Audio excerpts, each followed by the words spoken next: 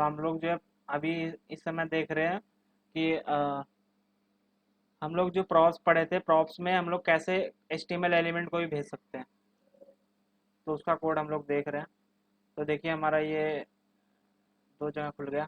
अभी मैंने कुछ यहाँ प्रिंट नहीं कराया तो इसलिए ऐसा दिख रहा है। यहाँ पे राइट क्लिक करते हैं, इंस्पेक्ट करते हैं, और अभी चलिए हम लोग कंसोल में चल के देखेंगे। तो यहाँ पर the requested module HRC does not provide an export, so हमने इसको एक्सपोर्ट नहीं किया तो ये एरर आ रहा है। तो मुझे इसको एक्सपोर्ट भी करना पड़ेगा।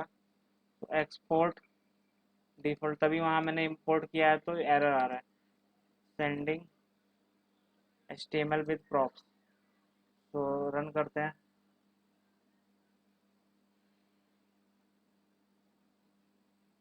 और एक बार इसको रिफ्रेश करते हैं। तो देखिए यहाँ पर मेरे पास दो ऑब्जेक्ट आ रहे हैं।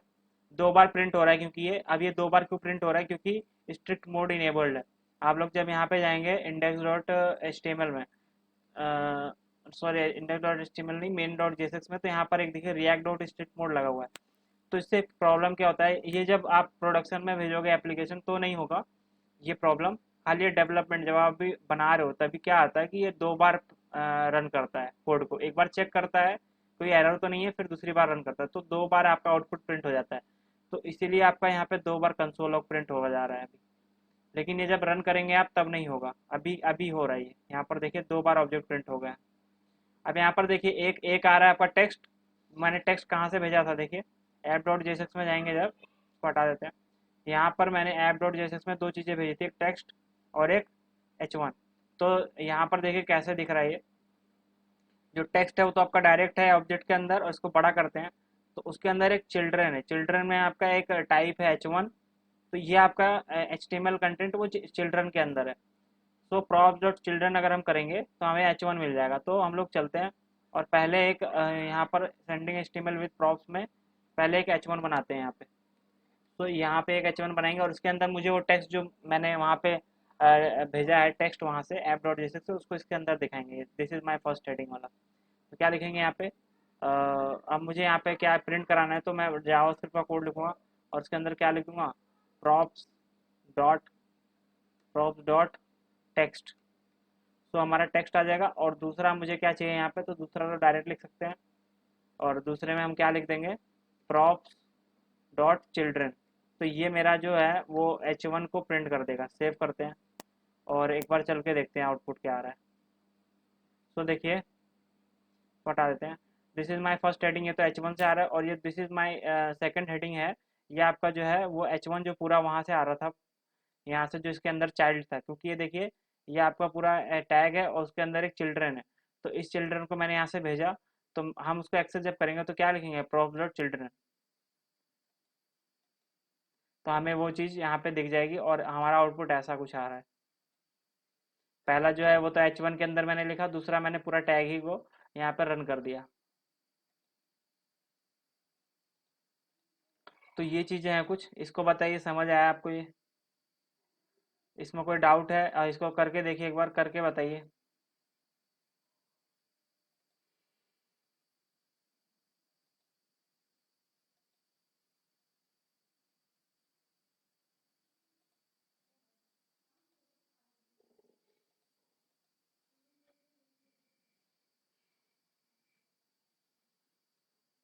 आप लोग यहाँ से जो ऐप डॉट जेएसएक्स फाइल है वहाँ से आप लोग क्या कर रहे हो कि एक एचटीएमएल को भी पास कर दे रहे हो, तो एचटीएमएल भी यहाँ से चला जा रहा है।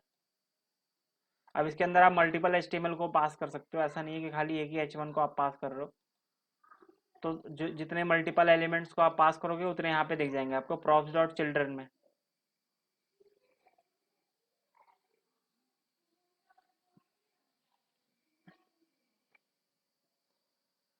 जब आप लोग ये कोड कर लें और रन हो जाए तो मुझे बता दीजिएगा कि रन हो गया है, तो फिर हम आगे बढ़ते हैं फिर अगले कॉन्सेप्ट।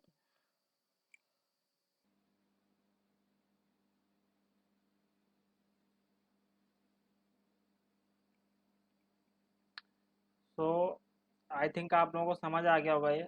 इसमें कुछ भी बहुत बड़ा चीज़ नहीं है, बस आपको एक और चीज़ यहाँ पे करना है, प्रॉप्स डॉट चिल्ड्रन। तो जब प्रॉप्स डॉट चिल्ड्रन करेंगे तो इसके अंदर जो आप चाइल्ड भेज रहे हो, मतलब कि आप लोगों ने पढ़ा था ना जब हम लोग कंटेनर पढ़ रहे थे, जब फ्लैक्स बॉक्स पढ़ रहे थे, वहाँ पे क्या था कि हम लोग ये डिव बनाते थे जिसको कंटेनर रखते थे, और उसके अंदर हम लोग क्या करते थे, जो चाइल्ड बनाते थे वो उसका चाइल्ड बन जाता था।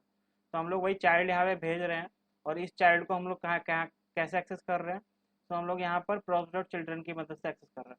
अब इसी को अगर मुझे यहाँ पर कन्वर्ट करना हो इसमें क्लास कंपोनेंट में, तो क्लास कंपोनेंट में क्या होता है, यहाँ पे क्लास लगाएंगे, इंपोर्ट रिएक्ट करेंगे, तो ये सब करेंगे। तो इसको मैं हटा देता हूँ यहाँ से इतना पार्ट, और फिर हमें यहाँ पे दिस ऑब्जेक्ट यूज़ करना पड़ेगा क्योंकि प्रॉप डायरेक्ट तो आता नहीं है। तो पहले हम यहाँ पे लगाएंगे इंपोर्ट, इंपोर्ट कर लेंगे क्या, रिएक्ट फ्रॉम, फ्रॉम रिएक्ट। तो हमारे पास रिएक्ट आ जाएगा, और उसके बाद हम लोग क्या करेंगे, क्लास बनाएंगे, क्लास, और क्लास का नाम ये रख देंगे सेंडिंग, सॉरी,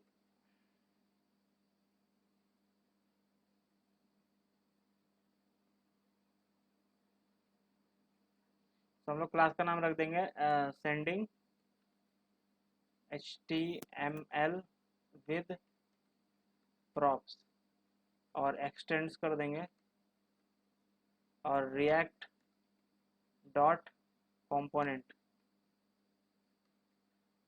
तो हमारा जो ये था, इसके अंदर हमारी कंपोनेंट की सारी फैसिलिटीज़ आ गई हैं, सारी फंक्शनैलिटीज़ कंपोनेंट्स की आ गई हैं। तो अब हमें क्या करना पड़ेगा कि देखिए, class sending HTML with props x tends react dot component. अब इसमें एक रेंडर मेथड होता है, आपको पता होगा। पहले तो हम लोग कंस्ट्रक्टर बनाते हैं, कंस्ट्रक्टर, और कंस्ट्रक्टर में भी प्रॉप्स आता है लेकिन मुझे चाहिए नहीं, और मैं यहाँ पे सुपर कर लूँगा क्योंकि मुझे कंस्ट्रक्टर में उसकी ज़रूरत है नहीं, तो मैं नहीं लूँगा।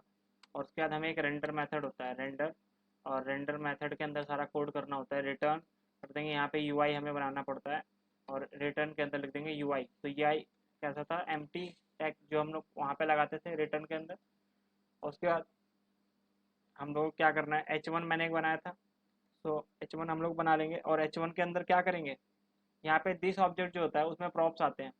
So this dot props dot, और फिर हमें क्या आ रहा था वहाँ से, ऐप डॉट जेसक्स से, देखिए टेक्स्ट, तो this dot props dot text कर देंगे। लेकिन अभी इसको मुझे जावास्क्रिप्ट लिख रहा हूँ मैं, तो इसको कर्ली ब्रैकेट के अंदर रखना पड़ेगा। और उसके बाद अगला क्या है, तो अगला फिर यहाँ पे हमें डायरेक्ट उसको करना है, तो यहाँ पे डायरेक्ट लगा देंगे, और यहाँ पर लिखेंगे this dot props dot children होता है। तो चिल्ड्रन आ जाएगा, सेव करते हैं इसको, और हम लोग फिर अपना चल के देखते हैं आउटपुट क्या आ रहा है। और यहाँ पर चल के देखिए हमारे पास वही आउटपुट आ रहा है, इसको रिफ्रेश कर देते हैं।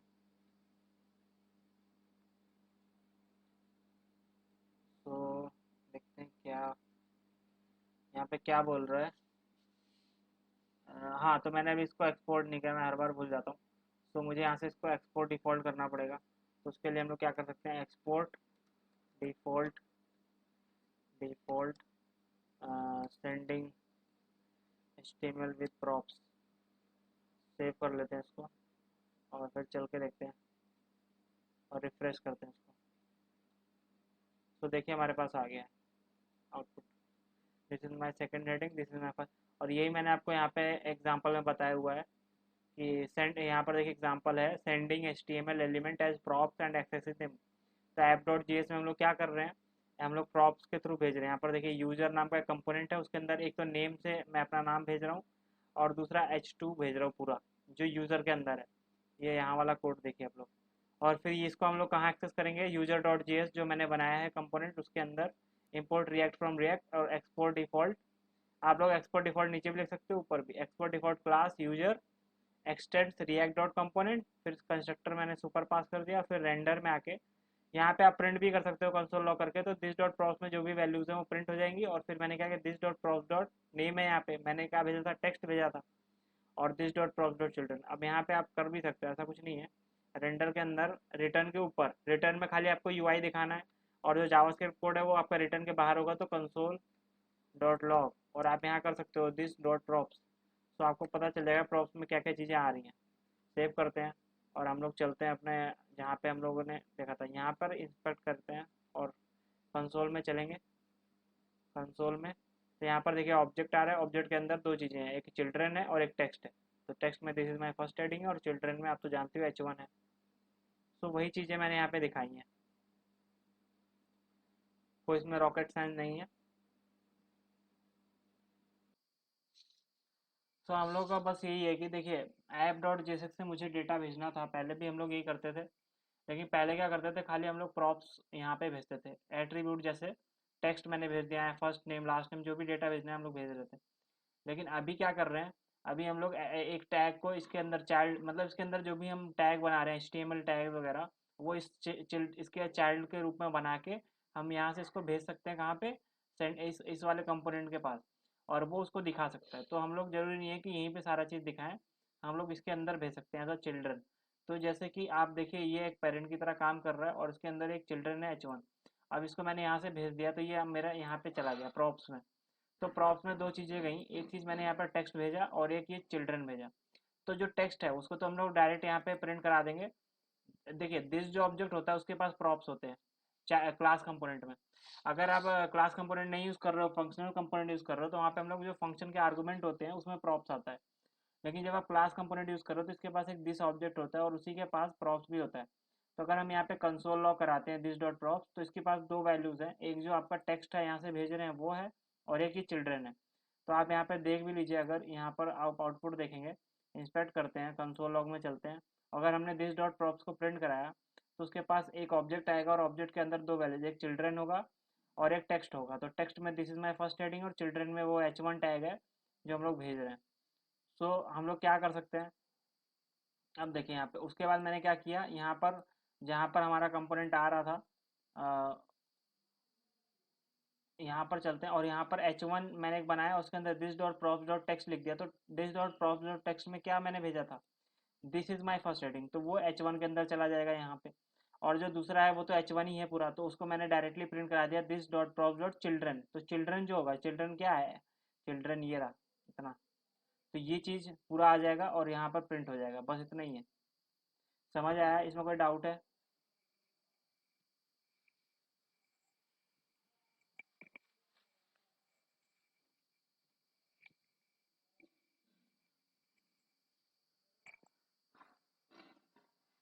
बताइए इसमें कोई डाउट है या समझ आ गया ये?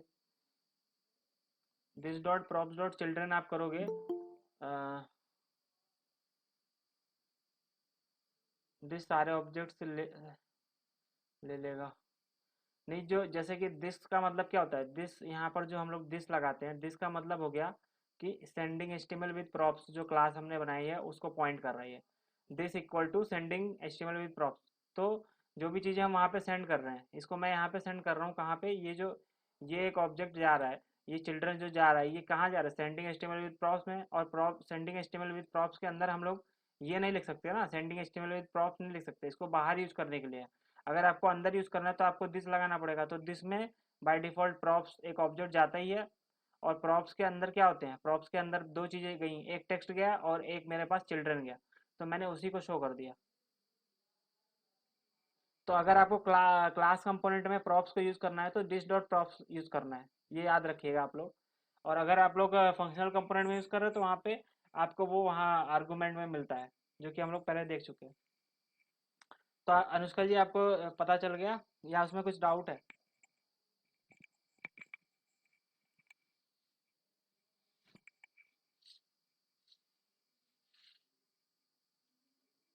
सो हम लोगों ने एक और चीज़ देख ली यहाँ पर, कि हम लोग कैसे एक HTML एलिमेंट को भेज सकते हैं प्रॉप्स के थ्रू।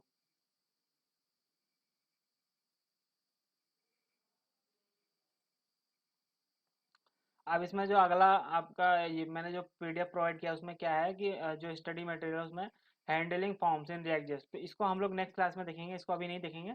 अभी हम लोग कुछ और देख लेते हैं। सो अभी हम लोग सबसे मोस्ट इम्पॉर्टेंट चीज़ देखने वाले हैं आज, और उसका नाम है यूज इफेक्ट। तो use effect is a hook. तो हम लोग आज उसके बारे में देखने वाले हैं। आज का आपका जो सेशन होने वाला था वो यूज इफेक्ट के ऊपर था। सो यूज इफेक्ट के बारे में कोई पहले से जानता है कुछ? Use effect, use effect hook, इसके बारे में कोई पहले से जानता है? और कुछ भी जानता हो तो बताइए।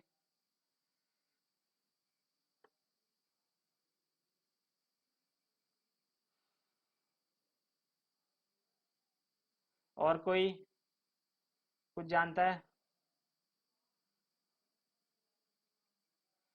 देखिए, दो हुक बहुत ही इंपॉर्टेंट है। अभी तक जो हम लोग ने रिएक्ट जेएस पढ़ी है या जो आगे पढ़ेंगे, इसमें दो हुक बहुत इंपॉर्टेंट है जिसको आपको पता होना चाहिए पहले से। और दोनों एक दूसरे के साथ यूज होते हैं बहुत ज़्यादा। एक होता है use state hook, use state and use effect hook. तो ये बहुत ज़्यादा एक दूसरे के साथ यूज होते हैं, इंटरचेंजेबली यूज होते हैं। तो ये आपको पता होना चाहिए कि यूज स्टेट हुक क्या होता है और यूज इफेक्ट हुक क्या होता है। चलिए, आप लोगों से मैं एक क्वेश्चन पूछ लेता हूँ पहले। सो मेरा एक आपसे क्वेश्चन था कि यूज स्टेट हुक हम लोगों ने पढ़ा था, तो वो हम लोग किस लिए यूज करते हैं? पता है कुछ आपको? मैंने एक दिन बताया था आपको।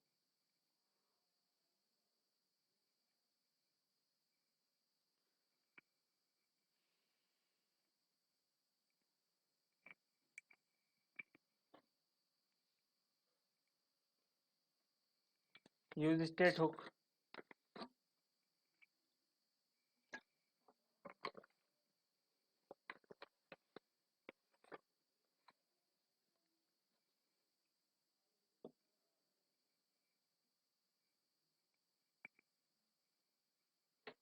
यूज स्टेट हुक को हम लोग किस लिए यूज करते हैं, पता है या भूल गए आप लोग?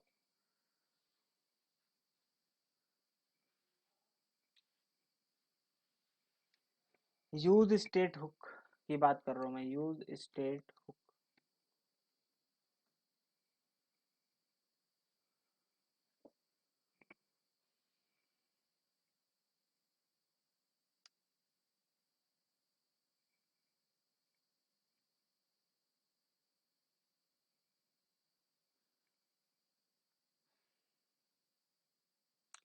जो यूज स्टेट हुक होता है ना, वो आपका स्टेट को मैनेज करने के लिए यूज होता है। जैसे कि हम लोग हाँ, जैसे कि हम लोग जो जब जावास्क्रिप्ट का कोडिंग करते थे तो हम लोग वेरिएबल्स बनाते थे ना। तो उन वेरिएबल्स का काम करने के लिए हम लोग जब रिएक्ट यूज़ करते हैं, तो हम लोग क्या यूज़ करते हैं, उन वेरिएबल्स को हम लोग नहीं बनाते, उसकी जगह हम लोग यूज स्टेट हुक बनाते हैं। क्यों ऐसा क्यों करते हैं बताइए? कि हम लोग वेरिएबल्स ना यूज़ करके हम लोग यूज स्टेट हुक यूज़ करते हैं, मैंने आपको बताया था क्लास में। सो इसके बारे में बताइए कि हम लोग वेरिएबल्स क्यों नहीं बनाते और इस यूज स्टेट हुक को क्यों यूज़ करते हैं उसकी जगह रिएक्ट में।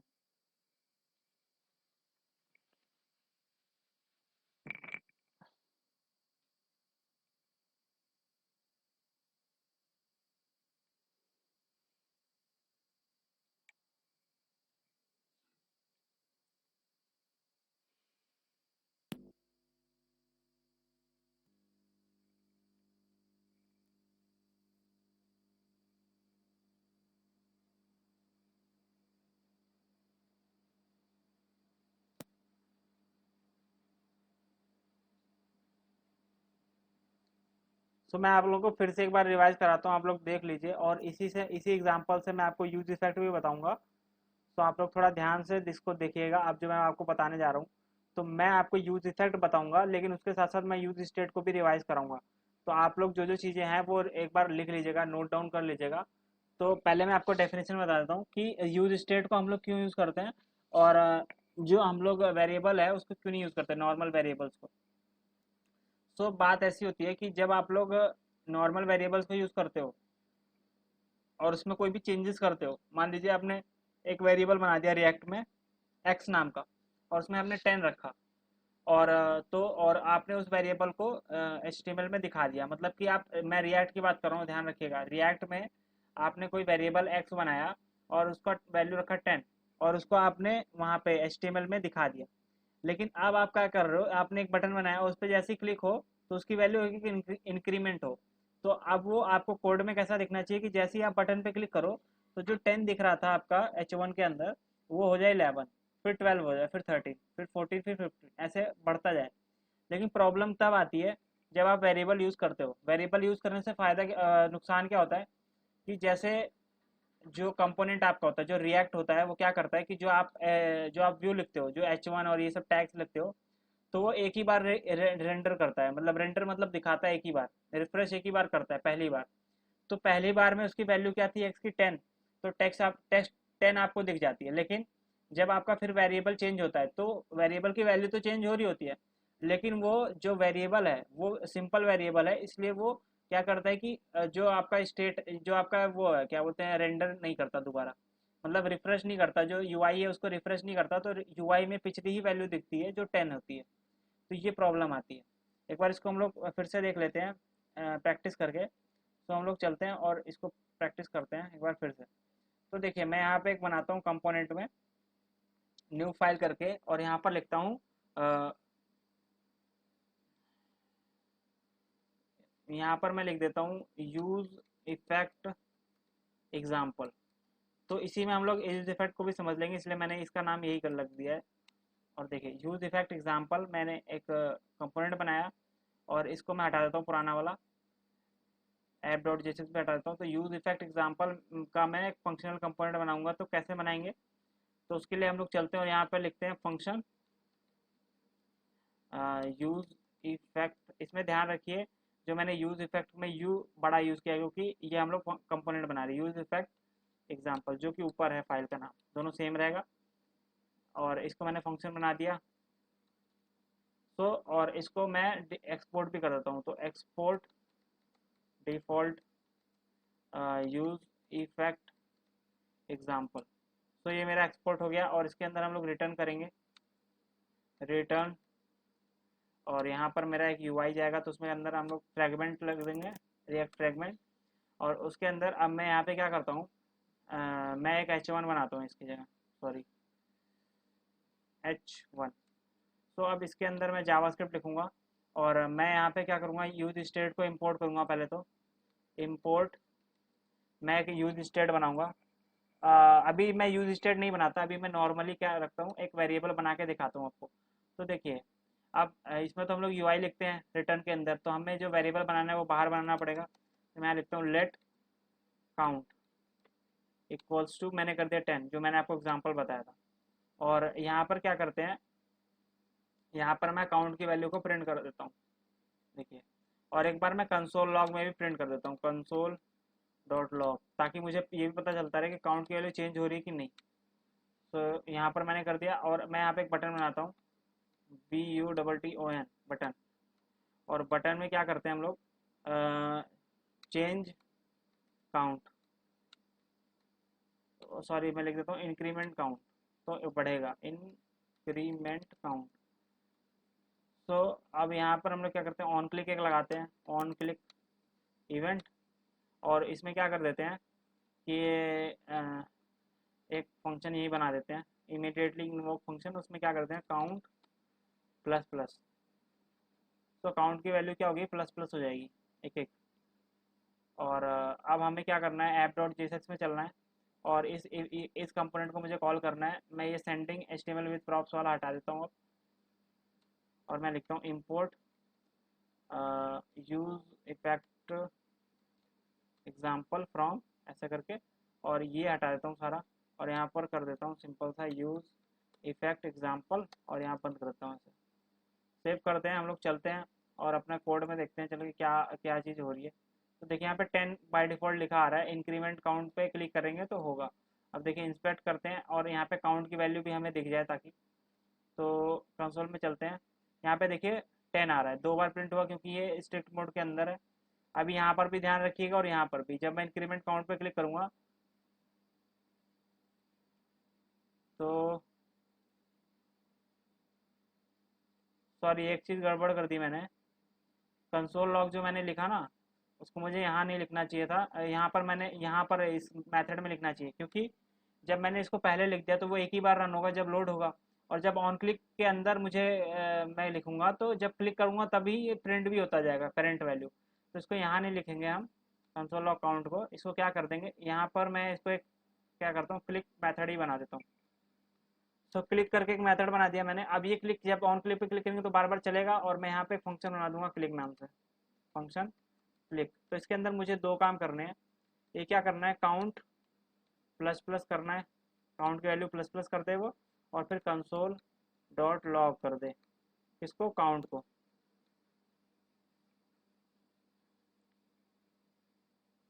और एक बार मैं पहली बार भी प्रिंट करा देता हूँ यहाँ पे, क्योंकि पहली बार भी एक बार मुझे देखना है कि काउंट की वैल्यू क्या है। तो कंसोल लॉग, क्योंकि ये तो जब मैं क्लिक वाला में जो मैंने कंसोल लॉग लिखा है ये तो तभी चलेगा जब मैं क्लिक करूँगा, तो उससे पहले भी तो मुझे दिखाना है एक बार, तो एक बार ताकि चले। तो पहले ये चल जाएगा, उसके बाद फिर ये जब क्लिक होगा तब ये वाला मेथड चलेगा। तो देखिए सेव करते हैं इसको और एक बार चलते हैं अपने कोड में और यहाँ पर इसको रिफ्रेश कर देते हैं एक बार। तो देखिए अभी मुझे 10 दिख रहा है। ये 10 क्यों दिख रहा है यहाँ पे कंसोल लॉग में, क्योंकि मैंने इसको एक बार प्रिंट कराया था शुरुआत में, तो लोड हुआ और ये वाला रन हो गया। ये वाला भी नहीं दिख रहा क्योंकि ये वाला तो बटन के क्लिक पर दिखेगा और एक इंक्रीमेंट भी होगा। तो बटन के क्लिक पर इंक्रीमेंट भी होना चाहिए और दिखना भी चाहिए। तो मैं इसके लिए क्या करूँगा, अब इस बटन पर क्लिक करूँगा तो यहाँ पर ध्यान रखिएगा, यहाँ पर और यहाँ पर क्लिक किया मैंने तो ये देखिए 11 हो गया, लेकिन ये जो है 10 ही रह गया। तो मतलब जो आप कंसोल लॉग यूज़ कर रहे हो वहाँ पे तो 11 हो गया, ये वाला चला, ये वाला कोड चल के 11 तो हो गया, लेकिन यहाँ पर जो मैंने यहाँ पर प्रिंट कराया ये तो ये रिफ्रेश नहीं हो रहा। इसका मतलब तो यही जो यूआई है आपका, ये यूज़र इंटरफेस है, यही रिफ्रेश नहीं हो रहा। तो प्रॉब्लम तो यहीं पे है। अब कंसोल लॉग थोड़ी दिखाओगे आप यूज़र को, यूज़र को तो आप ये चीज़ दिखाओगे ना जो यहाँ पे है। तो यहाँ पर तो आपका वो चेंज ही नहीं हो रहा है। तो ये प्रॉब्लम है जिसके लिए हम लोग यूज स्टेट यूज़ करते हैं। यूज स्टेट क्या करता है, जैसे उस वेरिएबल में जो सेट काउंट होता है उसमें आप जब यूज स्टेट से बनाओगे तो वहाँ पे क्या था, हम लोग अगर काउंट नाम का वेरिएबल बना रहे थे तो वहाँ पे एक मेथड मिलता था यूज सेट काउंट। तो जब सेट काउंट आप चलाते हो तो वो क्या करता है, वो इसमें जब चेंज होगा काउंट में, जब यूज स्टेट से आप बनाओगे तो वहाँ पे काउंट में अगर चेंज होगा तो आपका ये पूरा ये भी रिफ्रेश हो जाएगा। तो ये जब रिफ्रेश होगा तो यहाँ पे जो काउंट की वैल्यू 10 थी वो हो जाएगी 11। लेकिन अभी वो चीज़ नहीं हो रही है। अभी देखिए आप फिर से एक बार देखिए, अब इसको अगर फिर इंक्रीमेंट करोगे आप तो यहाँ पे 12 हो जाएगा।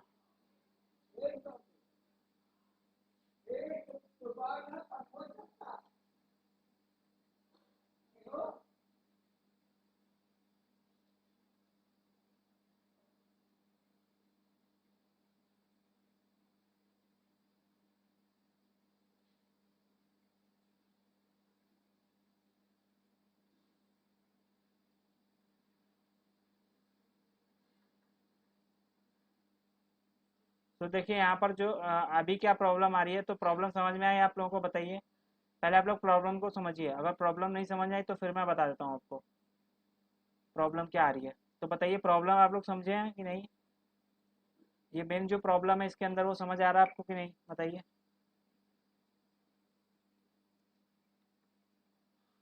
अगर प्रॉब्लम नहीं समझ आया तो आगे बढ़ने कोई फ़ायदा नहीं है।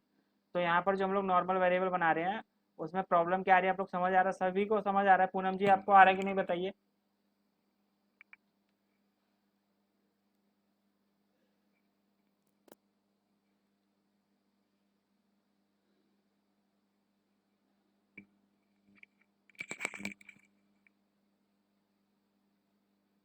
तो आप पूछिए ना, कहाँ से आपको नहीं समझ आ रहा है, पूछिए।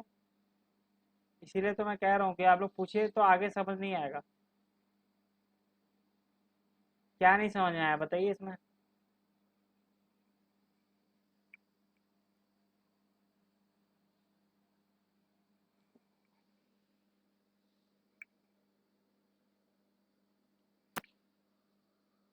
आपके पास फिर नेटवर्क नहीं होगा वहाँ पे, थोड़ा नेटवर्क में आइए आप, क्योंकि और सबको तो आ रही है ना आवाज़।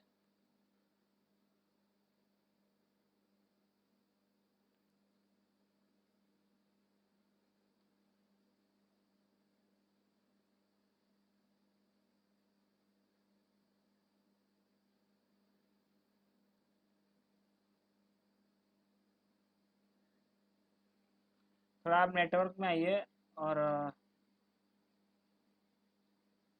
मैं यहाँ पे लिख भी देता हूँ जिसको नहीं समझ आ रहा है कि when we use normal variables, then the UI is rendered only one time and don't re-render when the value of the variable changes. That's why we get the old value displayed and not the updated value। तो ये आपका है, इसको लिख लीजिएगा आप लोग। when we use normal variables then the UI is rendered only one time, जब आपका लोड होता है, and don't re-render when the value of the variable changes। जब आपकी वैल्यू चेंज हो रही है काउंट की 11 12 हो रही है, तब भी वो री रेंडर नहीं हो रहा, तो that's why we get the old value displayed. तो इसलिए 10 ही दिखता है। आप देखिए यहाँ पर 10 ही दिख रहा है बार बार। यहाँ पर आप देख लीजिए, यहाँ पर 10 ही बार बार दिख रहा है। मैं इसको कितना भी इंक्रीमेंट करता जाऊँ, यहाँ पर 15 आ गया, लेकिन यहाँ पे अभी 10 ही दिख रहा है, क्योंकि वो यूआई को नहीं रिफ्रेश कर रहा है। तो ये जो प्रॉब्लम है, ये आपके प्रॉब्लम है इसमें, और इसको सॉल्व, और हमें अपडेटेड वैल्यू को नहीं गेट कर पाते हम। और मैं आपको यूज स्टेट का यही फ़ायदा है। एंड द एडवांटेज, ये आप लोग इंटरव्यू में भी बोल सकते हो यही चीज़। And the advantage of use state hook is that when we create a variable using use state hook, we get the variable name and a function to change the variable value, and when the value of the use state variable gets changed, the UI is also re-rendered or refreshed,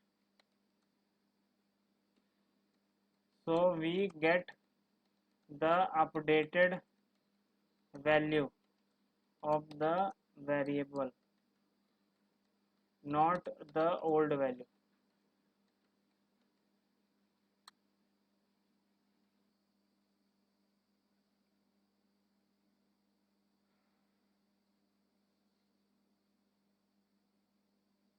और आपको clear हुआ कि नहीं पूनम जी, बताइए। फिर से बताना तो मैं फिर से बता देता हूँ ये चीज़।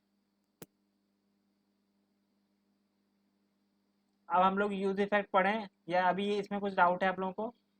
इसी में हम लोग देखते हैं यूज इफेक्ट क्या होता है, इसी एग्जांपल के साथ।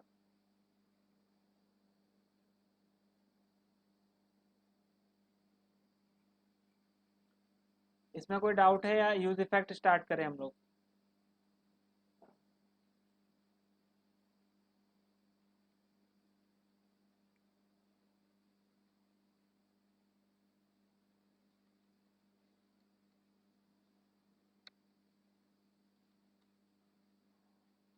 सो use effect is a hook,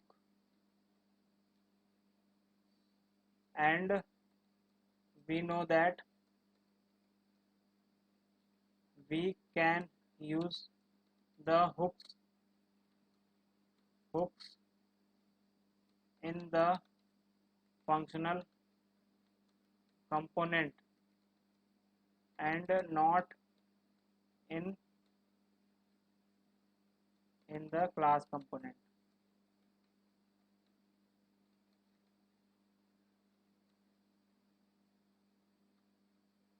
So the use effect hook is used in the functional component and not in the class component।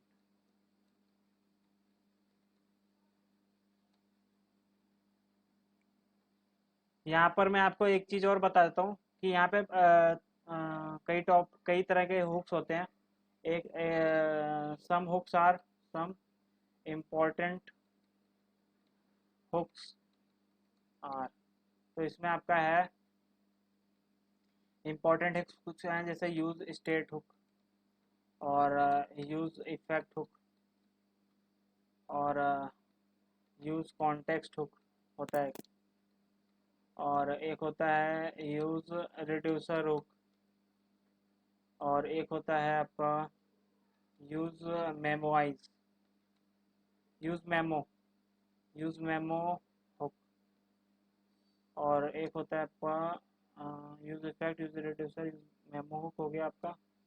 और कौन से हुक होते हैं, एक दो और होते हैं, यूज कॉल बैक हुक होता है, use call back, use reducer, use memo, use call back, use state. लेकिन इसमें से जो ज़्यादा इंपॉर्टेंट होते हैं वो दो होते हैं, यूज स्टेट और यूज इफेक्ट। और हाँ, एक होता है यूज रेफ हुक होता है। तो ये कुछ इंपॉर्टेंट हुक्स हैं जो आपको पढ़ने हैं क्लासेस में। और इसमें से आज हम लोग पढ़ने वाले हैं यूज इफेक्ट हुक के बारे में। तो हम लोग आप देखते हैं यूज इफेक्ट हुक क्या होता है। तो अभी आप लोग देखिए, अगर आपको आवाज़ क्लियर नहीं आ रही हो या वॉइस क्लियर नहीं आ रही हो, विजिबल ना हो, तो आप लोग बता दीजिएगा, मैं आगे बढ़ रहा हूँ। तो हम लोग अब देखते हैं यहाँ पे यूज इफेक्ट हुक के बारे में। तो यूज इफेक्ट हुक, यहाँ पर चलते हैं और इसको खोल लेते हैं। और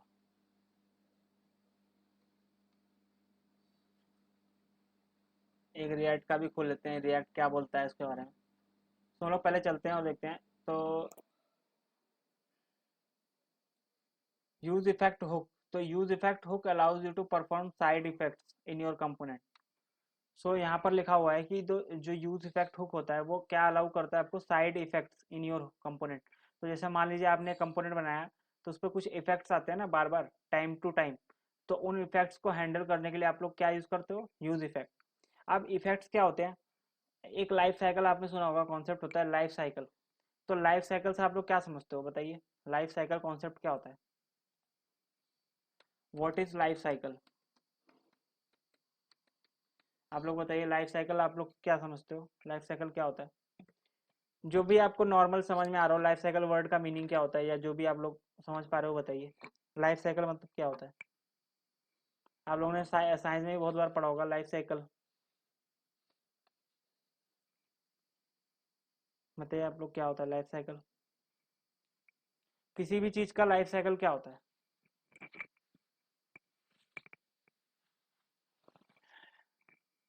कोई बात नहीं, आप लोग हिंदी में बता सकते हैं, बताइए।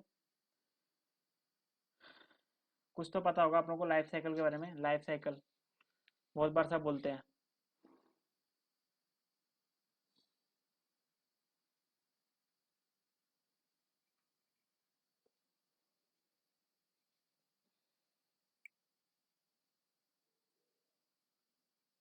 और अगर मैं ह्यूमन लाइफ साइकिल की बात करूँ तो उसमें क्या होता है वो भी आप बता सकते हो, कि आप लोग को एग्जांपल दे सकते हो, एनिमल लाइफ साइकिल होता है, ह्यूमन लाइफ साइकिल।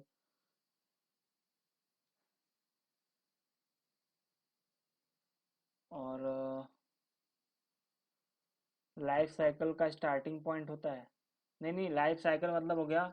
अभी अगर मैं बोलूँ ह्यूमन लाइफ साइकिल, तो ह्यूमन लाइफ साइकिल का मतलब क्या हो गया, ह्यूमन लाइफ साइकिल से आप लोग क्या समझते हो।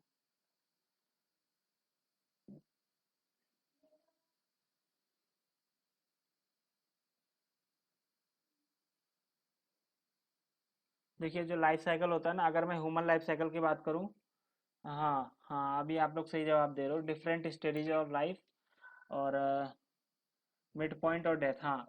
तो ये क्या होता है, ये आपकी लाइफ साइकिल हो गई या ह्यूमन की लाइफ साइकिल हो गई। तो वैसे ही रिएक्ट में भी लाइफ साइकिल होता है। मतलब कि आप देखिए, जैसे हम लोग कोई भी प्रोसेस की बात करें, अगर हम लोग कंप्यूटर में प्रोसेस की बात करते हैं, तो प्रोसेस पहले क्रिएट होता है, फिर रन होता है, फिर डिस्ट्रॉय हो जाता है। तो ये क्या होते हैं, ये जो कंप्यूटर में प्रोसेस रन हो रहती है, तो उसका भी एक लाइफ साइकिल होता है। तो वैसे ही वही कॉन्सेप्ट है यहाँ पे। सो यहाँ पर कुछ लाइफ साइकिल मेथड्स होते हैं, life cycle methods in React. जैसे कि आप लोग जब क्लास कंपोनेंट पढ़ते हो, तो क्लास कंपोनेंट में आप लोगों ने देखा होगा एक रेंडर मेथड होता है। और उससे पहले भी एक होता है ऑन माउंट मेथड, एक होता है जो आप लोगों ने नहीं पढ़ा है। और वो सब क्लास कंपोनेंट में कुछ लाइफ साइकिल मेथड्स होते हैं। वो कब कब चलते हैं उसका एक टाइम फिक्स होता है। मतलब जब आपने एप्लीकेशन को रन किया, तो सबसे पहले बिफोर माउंट मेथड चलता है। ऑन बिफोर माउंट एक मेथड होता है, ऑन बिफोर माउंट। और फिर एक होता है रेंडर मेथड जो कि इसके बाद चलता है। और उसके बाद होता है कि after mount, after mount method. तो ये जो है रेंडर के बाद चलता है। तो ये सब जो मेथड्स हैं, मैंने आपको क्या बताया था कि क्लास कंपोनेंट और फंक्शनल कंपोनेंट में डिफरेंस क्या होता है मेन, कि उसमें क्या होते हैं, मेथड्स होते हैं क्लास कंपोनेंट में, और यहाँ पर हुक्स होते हैं। तो ये सब जो चीज़ें हैं ना, जो ये मैं आपको बता रहा हूँ, ऑन, बिफोर, माउंट, फिर रेंडर मेथड और ये आफ्टर माउंट, तो ये सब आपका क्लास कंपोनेंट में होता है। तो जब जब जब देखा रिएक्ट वालों ने कि हम लोग जो है यहाँ पर बहुत जो कम्युनिटी है रिएक्ट की या जो डेवलपर्स हैं, वो ज़्यादातर क्लास कंपोनेंट को कम यूज़ कर रहे हैं और रिएक्ट जैसे फंक्शनल कंपोनेंट को ज़्यादा यूज़ कर रहे हैं। तो लेकिन जो लाइफ साइकिल के मेथड्स हैं ये सारे आपके क्लास कंपोनेंट में अवेलेबल थे। ये सब जो कंपोनेंट्स थे ये आपके फंक्शनल कंपोनेंट में नहीं थे। तो हमको ये क्या करना था, उनको रिएक्ट वालों को, कि उनको यह चाहिए था कि आप जितना आप क्लास कंपोनेंट में अच्छे बनोगे, ज़रूरी नहीं है कि आप क्लास कंपोनेंट ही यूज़ करो, आप वो सारी चीज़ें फंक्शनल कंपोनेंट से भी कर सको। तो उन्होंने क्या किया, फंक्शनल कंपोनेंट में उन्होंने इंट्रोड्यूस किया इंट्रोड्यूस इंट्रोड्यूस किया हुक्स। तो उसमें बहुत सारे हुक्स बनाए, तो उसमें से एक हुक बनाया यूज इफेक्ट हुक। तो यूज इफेक्ट हुक, तो ये क्या करता है, ये एक हुक ये सारे काम कर लेता है जो तीनों मेथड्स करते हैं। तो इसमें आपको क्या करना पड़ेगा, यही एक हुक यूज़ करना पड़ेगा फंक्शनल कंपोनेंट में। तो इसलिए हम लोग फंक्शनल कंपोनेंट को ज़्यादा यूज़ करते हैं क्योंकि इसमें कम कोड लिखना पड़ेगा। अब यहाँ पे आपको एक ही मेथड बनाना है और उसी से सारी लाइफ साइकिल यूज़ करनी है। और लेकिन वहाँ पर देखिए बहुत सारे मेथड्स होते हैं। अगर आप यहाँ पे सर्च करो गूगल पे जाके कि यहाँ पर अगर आप सर्च करोगे गूगल पे रिएक्ट लाइफ साइकिल मेथड्स, अगर आप सर्च करेंगे तो यहाँ पर देखिए रिएक्ट लाइफ साइकिल में अगर आप लोग जाते हो, क्योंकि सारी चीज़ें आपको गूगल पे अवेलेबल है, आप लोग सर्च कर सकते हो इजीली, कोई प्रॉब्लम नहीं है आपको। तो अगर हम लोग चलते हैं गूगल पे और सर्च करते हैं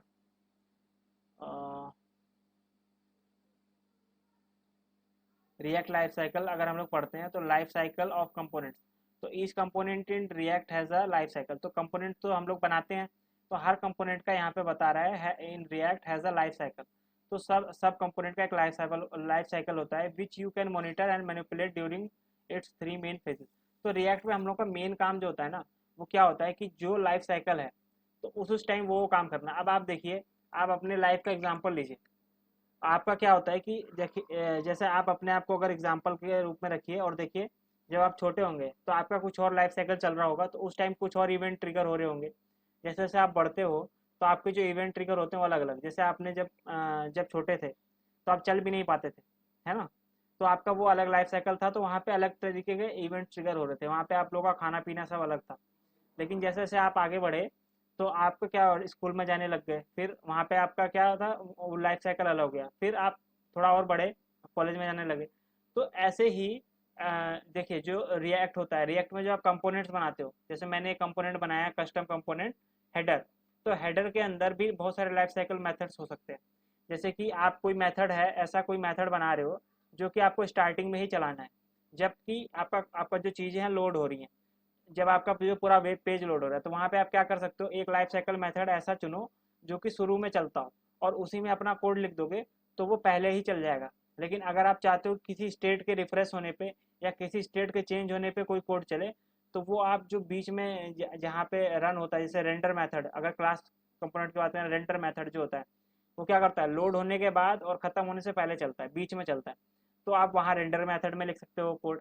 और वैसे ही आपका जब सारा चीज़ एंड हो जाए, जब आपका एप्लीकेशन बंद होने वाला हो, तो आप कोई कोड चाहते हो कि जो एप्लीकेशन बंद करे तो उससे पहले रन हो, तो आप वहाँ पे लिख सकते हो। तो ऐसे ही बहुत सारे लाइफ साइकिल मेथड्स होते हैं।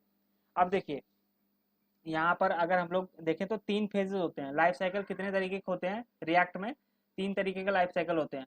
एक होता है माउंटिंग, एक होता है अपडेटिंग और एक होता है अनमाउंटिंग। तो आप इसको ध्यान से अगर आप थोड़ा भी समझोगे तो आपको समझ में आ रहा होगा माउंटिंग मतलब क्या होता है, अपडेटिंग मतलब क्या होता है, अनमाउंटिंग मतलब क्या होता है। माउंटिंग मतलब जब आपका रिएक्ट का कंपोनेंट या जो भी आप बना रहे हो वो लोड होता है, जब जब आपका पहली बार लोड होता है तो उसको बोलते हैं माउंटिंग।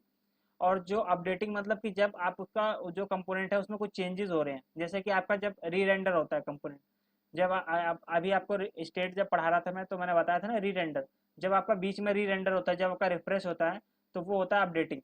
और अनमाउंटिंग मतलब जब आपका अनलोड हो रहा है, मतलब कि लास्ट में जब आप बंद करने जा रहे हो, तो 3 चीज़ें होती हैं। तो कितने फेजेस होते हैं आप लोग बताइए। एक बार बताइए। अभी मैंने आपको बताया कितने फेजेस होते हैं लाइफ साइकिल ऑफ रिएक्ट में। Please name the phases in React life cycle.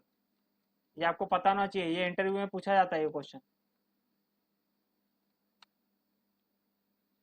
Phases in React life cycle, और उसका नाम बताइए।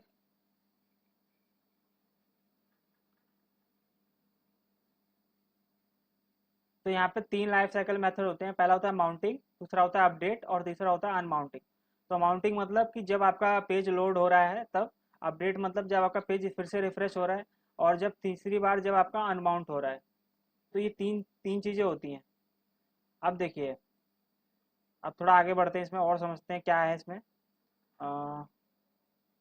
तो अब यहाँ पे माउंटिंग के बारे में थोड़ा पढ़ लेते हैं। Mounting means putting elements into the DOM. तो डोम हम लोगों ने पढ़ा हुआ है, डॉक्यूमेंट ऑब्जेक्ट मॉडल, वही चीज़ है। तो यहाँ पे तो वर्चुअल डोम होता है रिएक्ट में।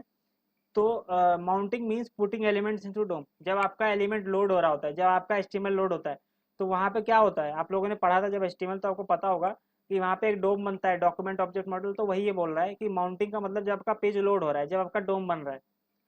तो यहाँ पर देखिए, React has 4 built in methods that gets called. मैंने आपको एक चीज़ बताया था शुरुआत में ही जब हम लोग डिफरेंस पढ़ रहे थे फंक्शनल कंपोनेंट और रिएक्ट कंपोनेंट का, कि जो मेथड्स होते हैं वो हम लोग क्लास कंपोनेंट में यूज़ करते हैं, फंक्शनल में नहीं। फंक्शनल में हम लोग हुक्स यूज़ करते हैं। तो यहाँ पे जो बात कर रहा है, यहाँ पर देखिए, React has 4 built in methods. तो मैथड्स हम लोग कहाँ पढ़ते हैं, क्लास कंपोनेंट। तो अभी ये क्लास कंपोनेंट की बात कर रहा है, आप लोग कंफ्यूज मत होइएगा कि फंक्शनल कंपोनेंट, अभी आप लोग वो पढ़ेंगे। तो React has 4 built in methods that gets called. तो रिएक्ट के पास 4 बिल्ट इन मैथड्स होते हैं। बिल्ट इन मतलब इन्होंने बना के दिए हुए हैं मैथड्स कुछ, जो कि कॉल होते हैं। और वो कब कॉल होते हैं, जब अलग अलग लाइफ साइकिल चल रही होती है। जैसे माउंटिंग पे कुछ कॉल होते हैं, कुछ अपडेटिंग पे कॉल होते हैं, और कुछ अनमाउंटिंग पे। तो इन दिस ऑर्डर, तो मतलब ये ऑर्डर भी बता रहा है कि कौन से ऑर्डर में कौन सा कॉल होगा, मतलब पहले कौन सा कॉल होगा, फिर बाद में कौन सा। व्हेन माउंटिंग अ कंपोनेंट, तो अभी ये माउंटिंग की ही बात कर रहा है, मतलब लोडिंग पे कौन कौन से मेथड्स कॉल होते हैं और कितनी बार कॉल होते हैं, मतलब कि कब कब कॉल होते हैं। तो अभी ये लोडिंग की बात कर रहा है, अभी अपडेटिंग और अनमाउंटिंग की बात नहीं करना है, ये ध्यान दीजिएगा। तो इसमें 4 मेथड्स हैं। तो ये सारे मेथड जो होते हैं, ये शुरुआत में जब आपका कंपोनेंट लोड होता है तब कॉल होते हैं। तो पहला मेथड है कंस्ट्रक्टर। हम लोग कंस्ट्रक्टर अभी बना रहे थे, अभी हम लोगों ने क्लास कंपोनेंट पढ़ा था, ध्यान से देखिए यहाँ पर। इसको तो मैंने चेंज कर दिया अभी, लेकिन अभी हम लोग क्लास कंपोनेंट जब पढ़ रहे थे तो हम लोग कंस्ट्रक्टर बना रहे थे। तो सबसे पहले आपसे अगर कोई पूछे, क्लास कंपोनेंट की बात कर रहा हूँ मैं, तो क्लास कंपोनेंट में अगर आपसे कोई पूछे सबसे पहले माउंटिंग के टाइम पे कौन सा मेथड कॉल होता है, तो सबसे पहले बताना है कंस्ट्रक्टर। कंस्ट्रक्टर कॉल होता है। उसके बाद एक होता है get derived state from props. तो ये दूसरा मेथड है, जो अब इसको आपको याद करने की जरूरत नहीं है, लेकिन ये जो छोटी छोटी चीजें आपको पता होनी चाहिए, कि जैसे कंस्ट्रक्टर का, रेंडर का, और ये तीन तीन चीज, ये वाला इतना बड़ा है तो अगर आप इसको पढ़ भी लोगे बाद में तो आपको याद हो जाएगा, याद करने की जरूरत है नहीं वैसे। तो पहले कंस्ट्रक्टर कॉल होता है, फिर get derived state from props, ये एक मेथड है। ये कॉल, ये सब इन्होंने बनाए हुए, ये हमें ये नहीं करना कि इनको बनाना है, बस इसको कॉल करना। इसमें हमें अपना कोड लिखना है जो कि हमें चलाना है इस टाइम पे। जैसे जब कंस्ट्रक्टर कॉल हो तो हमें चाहिए कि कुछ कोड रन हो जाए, तो वो उसके अंदर लिख देंगे। अगर हमें चाहिए कि get derived state from prompt, इस टाइम पे कोई काम करना है, तो वो इसके अंदर लिख देंगे। और रेंडर मेथड का तो अंदर हम लोग देख ही चुके हैं कैसे लिखते हैं। तो अगर हमें कोई काम रेंडर के टाइम कराना है तो वहाँ पे लिख देंगे। और कंपोनेंट डिड अमाउंट, ये कब होता है, तो यहाँ पर ध्यान से देखिए, नाम इसका देखिए, कंपोनेंट डिड अमाउंट। तो कंपोनेंट डिड अमाउंट मतलब हमसे पूछ रहा है कि क्या कंपोनेंट माउंट हो चुका है। तो ये क्या रिटर्न करता है, ये ट्रू और फॉल्स रिटर्न करता है, समझ रहे हो। ये जो चौथा मेथड है, ये क्या करता है, ट्रू और फॉल्स। तो ये क्या करता है, इसके अंदर एक वैल्यू यहाँ पे आती है, उसमें क्या होता है, ट्रू और फॉल्स। तो ये अगर हम कॉल करते हैं तो इसके अंदर एक मेथड आता है, उसके अंदर ट्रू या फॉल्स होता है। अगर ये कंपोनेंट लोड हो चुका है तो ये यस लिखेगा, अगर नहीं लोड हुआ या कुछ एरर आके अनलोड हो गया तो ये क्या रिटर्न करेगा, फॉल्स। तो हम उसके हिसाब से यहाँ पे कुछ दे सकते हैं। तो यहाँ पर देखिए और पढ़िए, the render method is required and will always be called. तो रेंडर मेथड जरूरी होता है, मतलब इसमें से कुछ मेथड्स ऐसे होते हैं जो ऑप्शनल होते हैं। जैसे हर बार हम कंस्ट्रक्टर को यूज तो नहीं करते, अगर हम कंस्ट्रक्टर को ना लिखें तब भी चल जाएगा। और ये वाले तो हमने अभी तक यूज ही नहीं किए, तो इसका मतलब ये ऑप्शनल है, जरूरी नहीं है। लेकिन रेंडर मेथड बहुत जरूरी है क्लास कंपोनेंट में, इसको लिखना ही पड़ेगा, अगर नहीं लिखोगे तो एरर आ जाएगा। और कंपोनेंट डिड माउंट भी अभी तक हमने यूज नहीं किया। तो ये 3 मेथड जो है वो कंपलसरी नहीं है, लेकिन रेंडर मेथड कंपलसरी है। तो the render method is required and will always be called. The others are optional and will be called if you define them. तो अगर जो रेंडर मेथड है वो मैंडेटरी है, वो आपको कॉल करना ही है, और जो है वो आपको जरूरत के हिसाब से, अगर आपको करना है तो करिए, नहीं करना तो मत करिए। तो इसमें इन्होंने समझाया हुआ है क्या होता है। तो the constructor method is called before anything else. तो सबसे पहले आपका कंस्ट्रक्टर मेथड कॉल होता है किसी भी मेथड से पहले।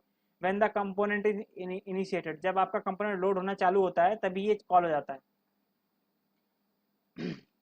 और यहाँ पर देखिए क्या लिख रहा है, and it is the natural place to set up the initial state and other initial values.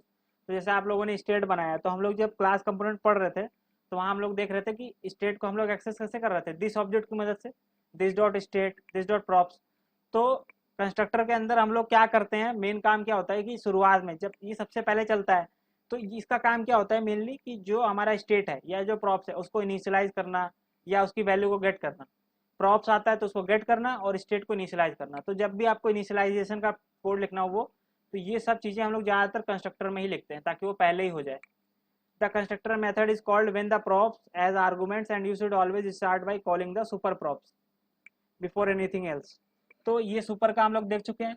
तो अगर मान लीजिए कोई प्रॉप्स आ रहा है जो हमने ऐप डॉट जेएसएक्स से अभी भेजा था, पिछली क्लास में ही देखा था, तो वो उस प्रॉप्स को हम लोग क्या कर सकते हैं, कंस्ट्रक्टर मेथड में गेट कर सकते हैं और उसको सुपर में भेज सकते हैं। सुपर का मतलब क्या था कि जो रिएक्ट डॉट कंपोनेंट क्लास था उसमें हम लोग इसको भेज रहे थे, तो उसके लिए यूज होता है। यहाँ पर देख लीजिए इन्होंने कोड लिखा हुआ है, class header extend react dot component. तो यहाँ पर इन्होंने कंस्ट्रक्टर बना रखा है। ये प्रॉप्स कहाँ से आ रही है, ये प्रॉप्स जो आ रही है आपकी, ये ऐप डॉट जेएसएक्स से भेज रहे होंगे हम कुछ डेटा, तो उसके अंदर आ रहा है और उसको मैंने कहाँ भेज दिया, सुपर में। तो आप सुपर में भेज सकते हो। और यहाँ दिस डॉट स्टेट, अब यहाँ पे आप स्टेट को चेंज कर रहे हो और उसके अंदर डाल रहे हो फेवरेट कलर रेड। और फिर आपने रेंडर मेथड, तो रेंडर मेथड आपको पता हो गया आप कि पहले कंस्ट्रक्टर चलेगा तो पहले कंस्ट्रक्टर के अंदर और स्टेट के अंदर ये वैल्यू आ जाएगी, उसके बाद ये चलेगा तो ये इसको प्रिंट कर देगा इस वैल्यू को। लेकिन अब सोचिए आप अगर उल्टा हम लिख दें, अगर ये रेंडर का कोड ऊपर लिख दें और कंस्ट्रक्टर का कोड नीचे लिख दें, तो देखिए एरर आ जाएगा। क्यों? क्योंकि आप क्या कर रहे हो, यहाँ पे आप this dot state dot favourite colour लिख रहे हो, लेकिन जब आप उल्टा लिखोगे तो पहले ये वाला चल जाएगा। तो पहले ये चल जाएगा तो ये क्या देखेगा कि स्टेट के अंदर फेवरेट कलर है कि नहीं, तो इसको नहीं मिलेगा तो ये एरर दे देगा। तो इसीलिए आता है ये। तो इतना आपको क्लियर है, बताइए इसमें कोई डाउट तो नहीं है, तब आगे बढ़ें। कंस्ट्रक्टर और रेंडर मेथड क्लियर है आप लोगों को, कंस्ट्रक्टर एंड रेंडर मेथड।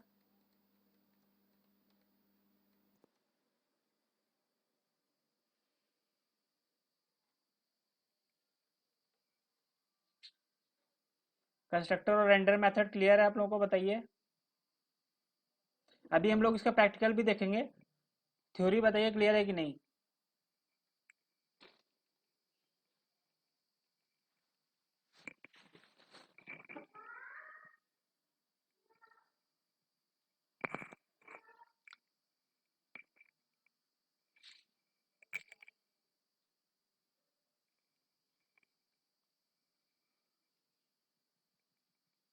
तो चलिए मैं फिर से आपको बता देता हूँ क्योंकि दोनों ही बताना पड़ेगा।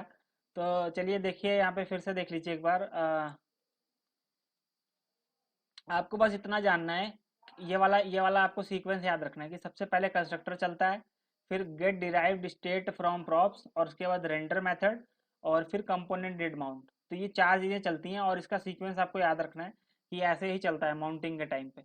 माउंटिंग मतलब जब लोड होता है आपका रिएक्ट। तो हम लोग देखिए कंस्ट्रक्टर मेथड क्या होता है, वो सबसे पहले कॉल होता है, यहाँ पे वही चीज़ बता रहा है। और when the component is initiated and it is the natural place to set up the initial state and other initial values. तो हम लोग कंस्ट्रक्टर का को चलाते क्यों हैं पहले, तो इसका यूज़ क्या है, तो अगर प्रॉप्स आप भेज रहे हो कहीं से और उसको आपको रिसीव करना है तो आप यहाँ पे कर सकते हो। और अगर आपको जो है स्टेट को सेट करना है तो वो भी आप यहाँ पे कर सकते हो। तो इनिशियली आपका स्टेट सेट हो जाएगा क्लास कंपोनेंट में।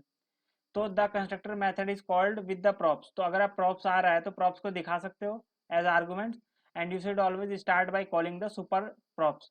तो सुपर मेथड क्या करता है, आपका जो जो भी डेटा है उसको ऊपर के कंपोनेंट में भेजता है जो कि कंपोनेंट क्लास है। तो अगर आप यहाँ पे सुपर प्रॉप्स कर दोगे तो जो प्रॉप्स आ रहा होगा वो सुपर में चला जाएगा before anything else, and this will initiate the parents constructor method. तो वही कह रहा है कि इसका पेरेंट क्या है, ये कंस्ट्रक्टर तो हेडर का है, और एक कंस्ट्रक्टर इसके अंदर भी बना होगा रिएक्ट डॉट कंपोनेंट। तो ये क्या करता है, ये जब आप सुपर प्रॉप्स भेजोगे तो ये क्या करेगा, इनिशियलाइज कर देगा पेरेंट्स कंस्ट्रक्टर को, जो मतलब रिएक्ट डॉट कंपोनेंट के अंदर कंस्ट्रक्टर होगा जो आपको दिखाई नहीं दे रहा, उसके अंदर ये वैल्यू भेज देगा प्रॉप्स की। And allow the component to inherit methods from its parent component. तो जिससे क्या होगा कि हम लोग जो कंपोनेंट पेरेंट कंपोनेंट है उसके मेथड्स को यहाँ यूज कर सकते हैं। तो वही चीज़ है।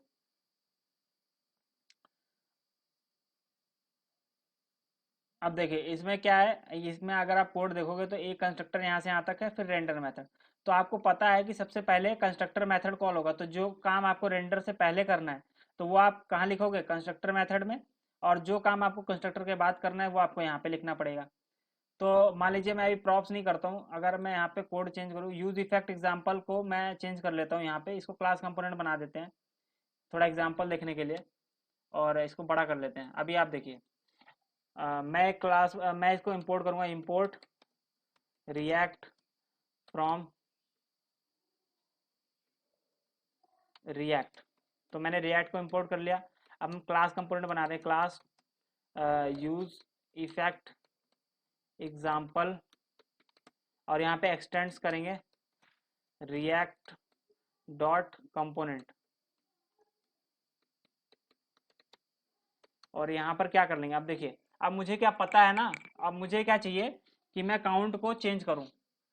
काउंट को चेंज करना है मुझे, जो मैंने काउंट का नाम का बनाया था अभी उसके पहले, वही मैं यहाँ पे करना चाहता हूँ कि एक काउंट नाम का वेरिएबल बनाऊँ स्टेट के मदद से, और उसमें क्या करूँ, मैं एक बटन बनाऊँ और उसको चेंज करूँ।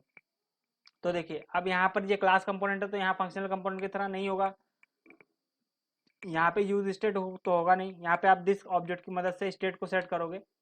तो वो हम लोग यहाँ पे कर रहे थे, देखिए यहाँ पर इन्होंने एग्जाम्पल दिया हुआ था, तो दिस डॉट स्टेट करके था।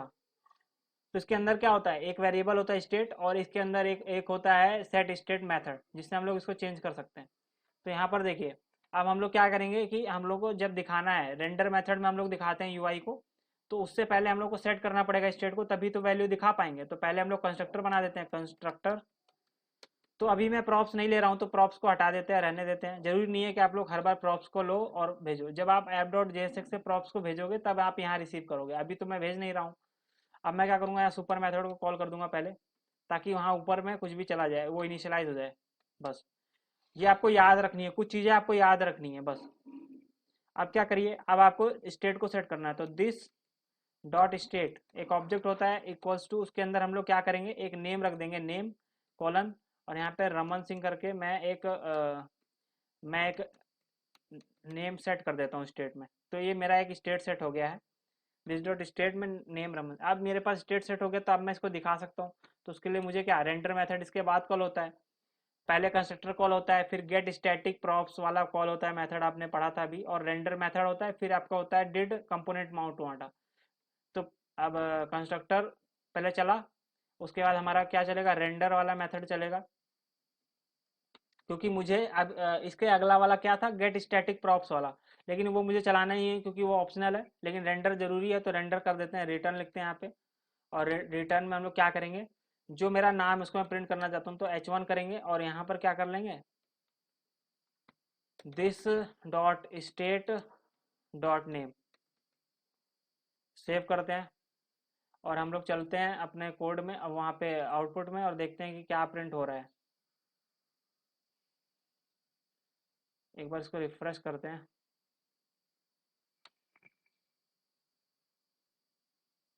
हाँ तो मैंने एक्सपोर्ट नहीं किया है, सॉरी। तो यहाँ पे कर लेते हैं, यहीं पे कर लेते हैं export default, export default, save करते हैं। इसको रिफ्रेश करते हैं एक बार।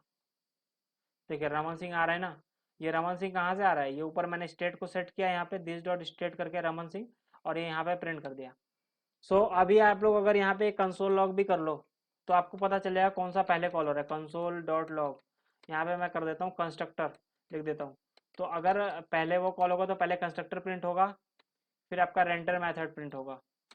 यहाँ पर भी मैं लिख देता हूँ, यहाँ तो लिख नहीं सकते, इसको यहाँ पे रिटर्न के बाहर लिखना पड़ेगा, तो कंसोल डॉट लॉग और रेंडर मेथड लिख देते हैं, रेंडर मेथड। तो आपको पता चल जाएगा कि कौन सा पहले कॉल हो रहा है। सेव करते हैं और एक बार चल के देखते हैं। देखिए अब कंसोल लॉग में एक बार इसको रिफ्रेश कर देते हैं फिर से। तो देखिए पहले कंस्ट्रक्टर कॉल हुआ फिर रेंडर मेथड। तो इससे आपको पता चल गया पहले कंस्ट्रक्टर चलता है उसके बाद रेंडर मेथड चलता है आपका।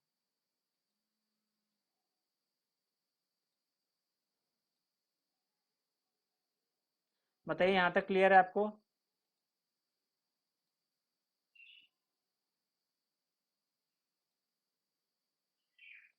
कि पहले आपका चल रहा है कंस्ट्रक्टर फिर रेंडर। एक बार आप लोग सीक्वेंस बताइए तो, सीक्वेंस बताइए मेथड्स का, कौन सा पहले चलेगा कौन सा बाद में।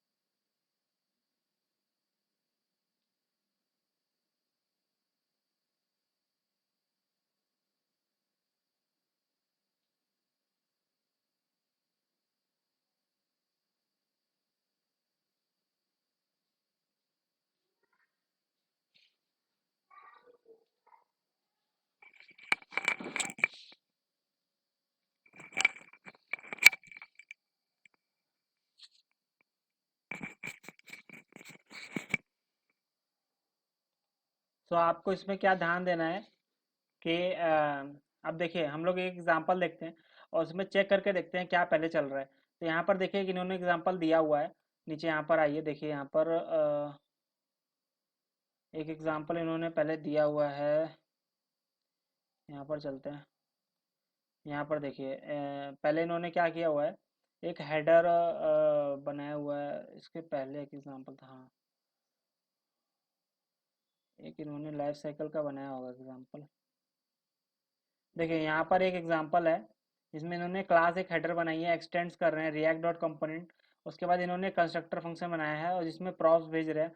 प्रॉप्स ये रिसीव सब में देखिए यहाँ पर भी रिसीव हो रही है यहाँ पर भी। तो कंस्ट्रक्टर में प्रॉप्स जो रिसीव हो रही है वो कहाँ से हो रही है, जो आप इसके पेरेंट में जहाँ से आप भेज रहे हो गेट प्रॉप्स को वो यहाँ पे आ रहा है और उसको आप यहाँ पे सुपर में भी भेज दे रहे हो और यहाँ पर भी दिखा दे रहे हो। सो हम लोग क्या कर, और यहाँ पर एक स्टैटिक मेथड है get derived state from props. तो ये एक मेथड है, इसका आप सिग्नेचर याद कर लीजिएगा बस, इसको कुछ समझने की जरूरत नहीं है। एक मेथड है, आप लोग बस इतना समझिए इसमें कंस्ट्रक्टर के बाद एक मेथड चलता है get derived state from props. और इसके अंदर दो आर्गूमेंट होते हैं, एक प्रॉप्स और एक स्टेट। स्टेट मतलब जो आप यहाँ पे स्टेट सेट कर रहे हो वो, और एक प्रॉप्स होता है। तो दोनों कंपलसरी नहीं है लेकिन आप रिसीव कर सकते हो और उसको आपको दिखाना है तो दिखा सकते हो। और फिर एक होता है रेंडर मेथड, जो आपको पता ही है कि तीसरे नंबर पे चलता है। तो एक बार हम लोग इसको देखेंगे करके अपने एग्जाम्पल में। तो ये वाला सबने नोट कर लिया, इसको मैं भेज देता हूँ आपको, कंट्रोल A कंट्रोल C। इसको आप लोग देख लीजिएगा एक बार। और मैं आगे आपको बता देता हूँ यही चीज़, थोड़ा और अच्छे तरीके से बता देता हूँ। तो देखिए शुरू से करते हैं एक बार। तो रिएक्ट फ्रॉम रिएक्ट तो रहने देते हैं। उसके बाद एक्सपोर्ट डिफ़ॉल्ट, थोड़ा बड़ा कर लेते हैं इसको, एक्सपोर्ट डिफ़ॉल्ट। फिर class use effect example x tends, sorry थोड़ा गलत हो गया, example x tends react dot component. तो आपको यहाँ पे पता है सबसे पहले कौन सा मेथड चलता है, कंस्ट्रक्टर। तो कंस्ट्रक्टर हम लोग बना लेते हैं, अब जरूरी नहीं है बनाओ ही, लेकिन मैं आपको एग्जाम्पल के बता रहा हूँ। तो कंस्ट्रक्टर मेथड चला और उसके अंदर मान लीजिए मैं एक प्रॉप्स वहाँ से भेज रहा हूँ तो मैं रिसीव कर लूँगा उसको प्रॉप्स को। और उसके बाद हमें क्या करना है, मान लीजिए अगर आप प्रॉप्स को रिसीव यहाँ तभी करना जब आपको दिखाना हो, कुछ यूज़ करना हो।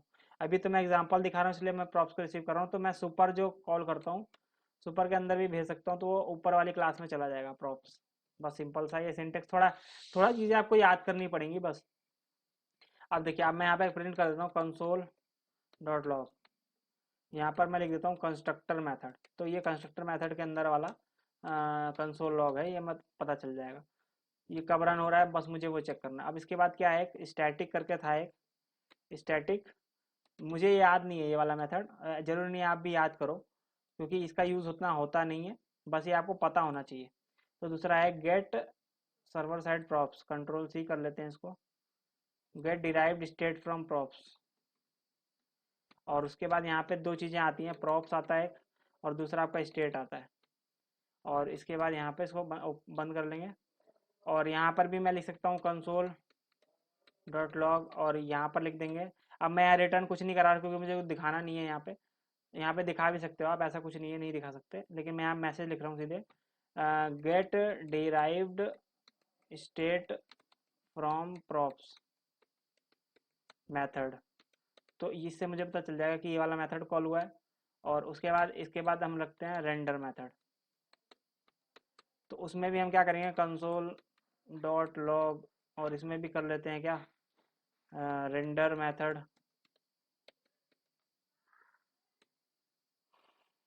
तो तीन मेथड मैंने बनाए। और मैं क्या करता हूँ अब, इसको रन करके देखते हैं कि क्या रन होता है।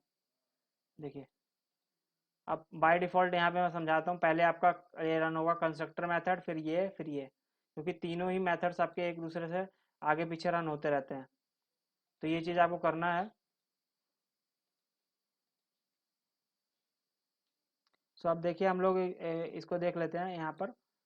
इसको मैं रन एक बार कर देता हूँ। देखिए, यहाँ पर कुछ एरर आ रहा है, use effect example uses get derived state from but its initial state is undefined.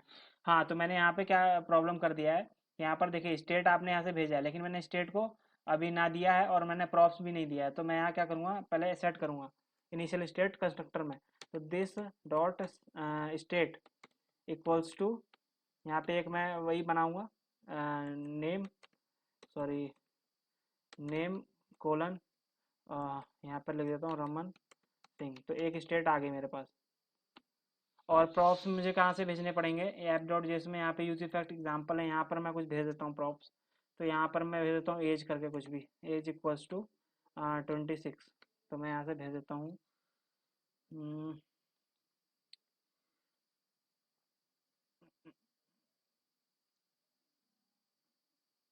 यहाँ पर मुझे ऐसे भेजना पड़ेगा क्या, सेव करते हैं। तो अब एक बार चलते हैं और इसको रिफ्रेश करते हैं। तो देखिए अब क्या हो रहा है, यहाँ पर पहले क्या चल रहा है, यहाँ पे क्या कुछ वैलिड स्टेट ऑब्जेक्ट और नल मस्ट बी रिटर्न। तो यहाँ पे कुछ रिटर्न करना पड़ जाएगा, नहीं तो ये एरर आएगा। तो मैं यहाँ से रिटर्न कर देता हूँ गेट स्टैटिक प्रॉप में से, वहाँ से कुछ रिटर्न नहीं हो रहा है इसलिए। तो रिटर्न नल करना पड़ेगा मुझे, यहाँ पे देखिए, यहाँ पर मुझे रिटर्न करना पड़ेगा, रिटर्न नल। सेव करते हैं। तो अभी ये हो सकता है एरर ना आए। तो देखिए अब एरर नहीं आ रहा। और अब देखिए, अब यहाँ पे सबसे पहले क्या रन हो रहा है, कंस्ट्रक्टर मेथड, फिर get derived state from props, और फिर रेंडर मेथड। तो इससे आपको पता चल जाता है कि आपका पहले क्या रन होगा। तो जो कोड आपको जहाँ पे लिखना है वहाँ पर लिख सकते हैं। तो ये बताइए आपको समझ आया कि नहीं, सब लोग बताइए समझ आया, या नहीं समझ आया जो चीज़ वो पूछ लीजिए।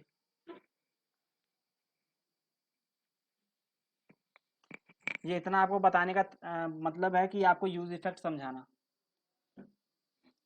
क्योंकि आप लोग ये सारी चीज़ें यूज़ नहीं करोगे, ज़्यादातर आप यूज़ इफेक्ट ही यूज़ करोगे, लेकिन आपको ये पता होना चाहिए कि क्लास कंपोनेंट में ये चीज़ें यूज़ होती हैं। तो ये सारा चीज़ें हैं यहाँ पे। कंपोनेंट डेट माउंट क्या होता है वो सब आप लोग पढ़ लीजिएगा। माउंट इज कॉल्ड, यहाँ पर लिखा भी हुआ है, कंपोनेंट डेट माउंट कब कॉल होता है, the component did mount method is called after the component is rendered. जब मतलब आपका कंपोनेंट शुरुआत में लोड होने के बाद, जब रेंडर हो चुका होता है, उसके बाद ये कॉल होता है कंपोनेंट डेट माउंट। और फिर अपडेटिंग का आ जाता है, और अपडेटिंग में इतने सारे मेथड्स हैं, तो ये फिर से रन होते हैं। जब आपका यही जो 4-5 मेथड्स हैं ये फिर से रन होते हैं जब आपका अपडेट होता है। तो उसमें भी कैसे होता है, get derived state from props पहले रन होता है, क्योंकि वहाँ पे देखिए कंस्ट्रक्टर मेथड आपका पहली बार ही चलता है जब आपका माउंट होता है, उसके बाद ये नहीं चलता। तो अगले में जब रिफ्रेश होता है तो पहले क्या चलता है, get derived state from props, जो वहाँ पे दूसरे नंबर पे चल रहा था वो पहले नंबर पे चलता है। फिर शुड कंपोनेंट अपडेट, ये एक नया मेथड है, ये कब चलता है, ये अपडेशन पे कि क्या कंपोनेंट अपडेट हुआ है। तो अगर यहाँ पे ट्रू और फॉल्स रिटर्न करता है कि कंपोनेंट अपडेट हुआ है कि नहीं। और फिर रेंडर मेथड तो चलना ही है। फिर गेट स्नैपशॉट बिफोर अपडेट और ये कंपोनेंट डिड अपडेट। तो ये जो 4-5 ये आपको याद नहीं करने, बस ये आपको समझ में आने चाहिए बस। और ये जब इंटरव्यू हो तो पढ़ के चले जाइएगा आप लोग, ये वहाँ पे पूछ लेते हैं कभी कभी, नहीं तो ऐसे ही नहीं पूछते। तो ये जो चीज़ है ये आपको मैं लिंक भेज देता हूँ, इसको आप पढ़ लीजिएगा घर पे, और कुछ समझ ना आए तो मेरे से पूछ लीजिएगा, क्योंकि ये थोड़ा टाइम कंज्यूमिंग कर रहा है। अब हम लोग सीधे यूज इफेक्ट को पढ़ते हैं। तो मैं इसको आपको व्हाट्सएप पे भेज देता हूँ, तो आप लोग इसको पढ़ के थोड़ा बताइएगा। तो हम लोग चलते हैं यूज इफेक्ट। तो यही सब जो लाइफ साइकिल मेथड थे, इसको हम लोग हैंडल कैसे करते हैं, किसकी मदद से, यूज इफेक्ट की मदद से। तो आपका जो हैंडलिंग का कोड है वो है यूज इफेक्ट। सो यूज इफेक्ट सोचिए कितना काम आपका आसान कर देता है, कि इतने सारे मेथड्स आपको याद करने पड़ते हैं अगर आप क्लास कंपोनेंट का यूज करते। तो उसकी जगह क्या कर दिया है रिएक्ट वालों ने, कि आप लोग क्लास कंपोनेंट को यूज भी मत करो, और डायरेक्टली आप लोग फंक्शनल कंपोनेंट को यूज करो। और उसमें जब आपको लाइफ साइकिल मेथड्स को हैंडल कर रहा हो तो आप क्या करो, यूज इफेक्ट का यूज कर लो। तो यहाँ तक सबको क्लियर है, बताइए इतना क्लियर है कि ये सारे प्रॉब्लम्स को कौन सॉल्व कर देता है फंक्शनल कंपोनेंट में। ये सारे जितनी भी फंक्शंस है इसका काम कौन करता है, सिंपल एक चीज है, एक प्रॉप है, वो है यूज इफेक्ट। सो अगर आपसे कोई पूछे यूज इफेक्ट क्या करता है तो आप लोग क्या बताएंगे। अगर इंटरव्यूअर आपसे पूछता है कि आप लोग यूज इफेक्ट का यूज किस लिए करते हैं तो आप लोग क्या बताएंगे, बताइए।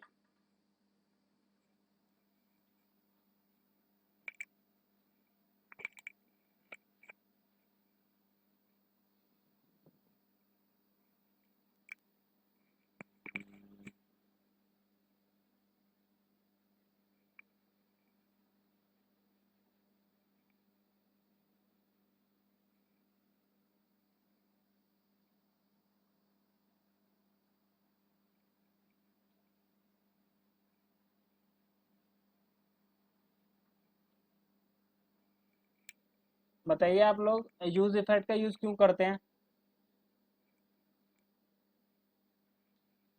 फटाफट बताइए। मेरा आप लोगों से पूछने का मतलब ये था, आप लोग अपनी लैंग्वेज में बताइए, ये वहाँ की लैंग्वेज में तो बताइए, जो वहाँ पे लिखा हुआ है उसको मत बताइए। क्योंकि अगर आप ये बताते हो तो आपसे इंटरव्यूअर अगला क्वेश्चन पूछेगा साइड इफेक्ट्स क्या होते हैं, तो आप क्या बताओगे, बताइए। सो आप लोग अपनी लैंग्वेज में बताइए, जो आप इंटरव्यूअर को बताओगे कि क्या क्या यूज़ होता है, यूज़ इफेक्ट का मतलब क्या होता है, क्यों यूज़ करते हैं। और नहीं आ रहा है तो बताइए नहीं आ रहा है, मैं आपको डेफिनेशन लिखवा दूंगा, ये आप लोग जब इंटरव्यू में जाइएगा तो कर दीजिएगा। कोड को रेंडर करने के लिए कुछ हद तक सही है, लेकिन इसका जो मतलब एक्यूरेट आंसर आपको देना होता है इंटरव्यू में जब आप जाते हो, तो आपको एक्यूरेट आंसर देना होता है, ऐसे नहीं दे सकते। तो आपको देखिए मैं बता देता हूँ। तो यूज इफेक्ट, यूज इफेक्ट, इसको आप लोग लिख लीजिएगा। Use effect hook is used to handle the life cycle of React component in the functional component.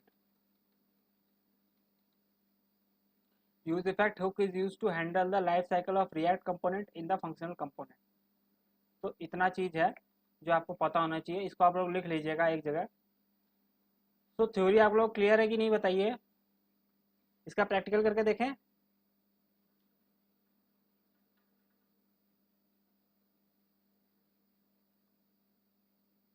Use effect hook is use to handle the life cycle of React component, मतलब जो भी आप component custom बना रहे हो उसके जो life cycle है उसको आपको हैंडल करने के लिए और वो भी फंक्शनल कंपोनेंट में, क्लास कंपोनेंट में नहीं, क्योंकि यूज इफेक्ट हुक है और हुक जो है वो क्लास कंपोनेंट में नहीं यूज होता है, फंक्शनल कंपोनेंट में यूज होता है।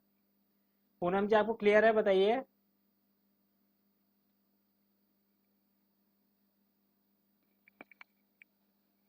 आगे बढ़े तब, सबको समझ में आ गया?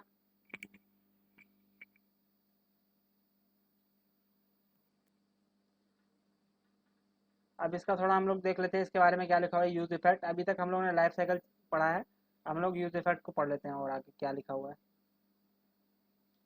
तो यहाँ पर देखिए, अब इसका थोड़ा सिंटेक्स हम लोग देख लेते हैं क्या होता है। देखिए, the use effect allows you to perform side effects in your component, मतलब कि आपके लाइफ साइकिल, इसको आपको समझने की जितनी आप इससे कंफ्यूज जाओगे साइड इफेक्ट से, तो साइड इफेक्ट्स मत समझिएगा, आप समझिए सिंपल सा कि आपके लाइफ साइकिल मेथड्स को हैंडल करता है। Some examples of side effects are, अब देखिए साइड इफेक्ट्स के बारे में बता रहा है, लेकिन आप फेचिंग डेटा आप लोगों ने किया हुआ था कि नहीं? फेच डेटा हम लोग कैसे कर रहे थे बताइए। और directly updating the DOM and timers, timers में हम लोगों का क्या आ जाता है? पहले आप लोग बताइए, फेचिंग डेटा हम लोग जावास्क्रिप्ट में कैसे कर रहे थे, क्या चीज यूज कर रहे थे उसके लिए, फेचिंग डेटा के लिए? जावास्क्रिप्ट आप लोगों ने पढ़ा था, आप लोगों को मैंने बताया था फेचिंग डेटा करने के लिए क्या यूज कर रहे थे, क्या कॉन्सेप्ट यूज कर रहे थे जावास्क्रिप्ट में? अगर नहीं पता तो बोलिए नहीं पता, भूल गए।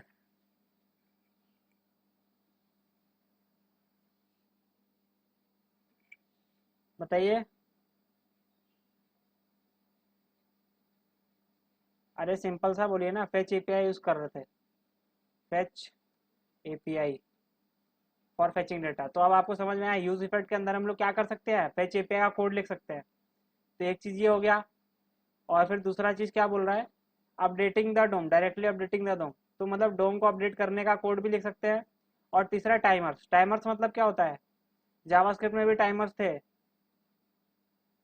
जावास्क्रिप्ट में टाइमर्स का क्या मतलब था, जावास्क्रिप्ट टाइमर्स का,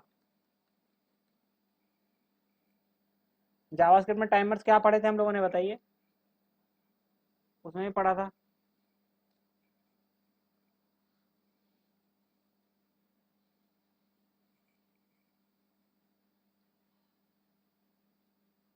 तो उसका कोड भी हम लोग यहाँ कर सकते हैं। हाँ, पूनम जी बिल्कुल सही बोल रही हैं, सेट टाइम आउट, और एक और था, set time out and set interval.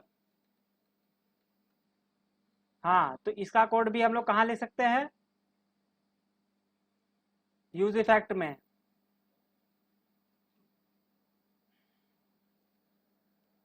यहाँ तक क्लियर है? तो अब आप लोग जेसन फेच करने का कोड, डोम को अपडेट करने का कोड, और टाइमर्स लगाने का कोड, सारा कुछ आप यूज इफेक्ट में लिख सकते हो। सो जो जावास्क्रिप्ट में हम लोग कर रहे थे, वो आप कहाँ पे, यहाँ पे कर सकते हैं हम लोग, यूज इफेक्ट में। तो आपको थोड़ा थोड़ा समझ आ रहा होगा। और अब हम लोग आगे चलते हैं, सिंटेक्स देते हैं। तो this is a syntax, control C करते हैं इसको, और ये मैं आपको भेज देता हूँ। तो ये सिंटेक्स है इसका, यूज इफेक्ट को लिखने का। अब इसमें देखिए, यूज इफेक्ट एक फंक्शन की तरह है, और इसके अंदर दो आर्गूमेंट्स हैं। यहाँ पर पहला आर्गूमेंट क्या लिखा हुआ है, फंक्शन। तो फंक्शन से आप लोग क्या समझते हो कि अगर हम फंक्शन के अंदर फंक्शन को पास करते हैं तो उसको क्या बोलते हैं हम लोग, बताइए। अगर हम लोग फंक्शन के अंदर फंक्शन को पास करते हैं तो जावास्क्रिप्ट में उसको क्या बोल रहे थे हम लोग,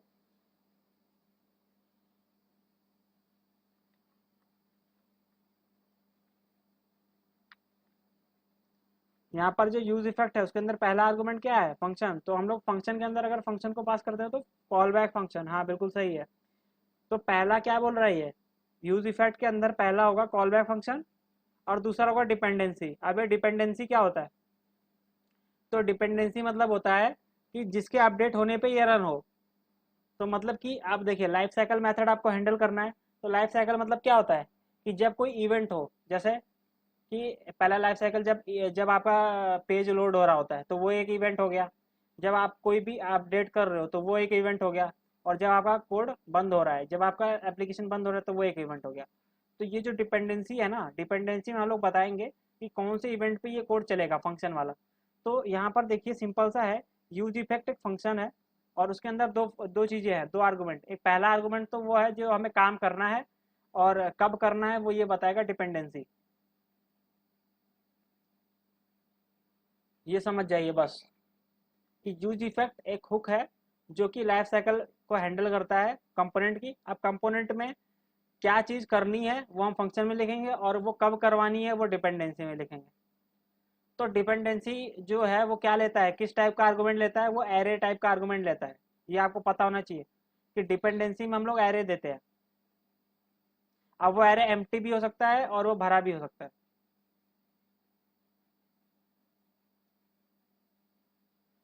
तो बताइए पहले पहला आर्गूमेंट जो है उसका काम क्या है बताइए, सब लोग लिखिए क्या क्या काम है पहले आर्गूमेंट का जो फंक्शन है।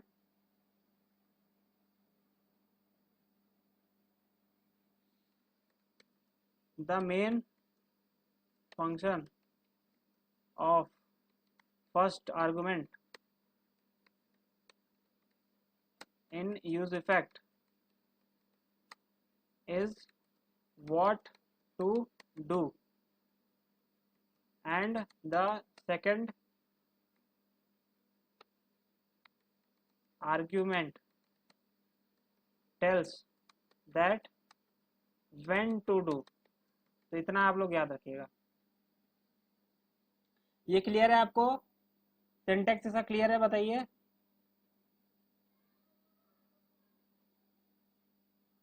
यहाँ पर देखिए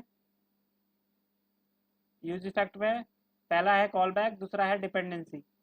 तो पहला क्या बताएगा क्या काम करना है, दूसरा डिपेंडेंसी। इतना समझ पा रहे हैं आप लोग।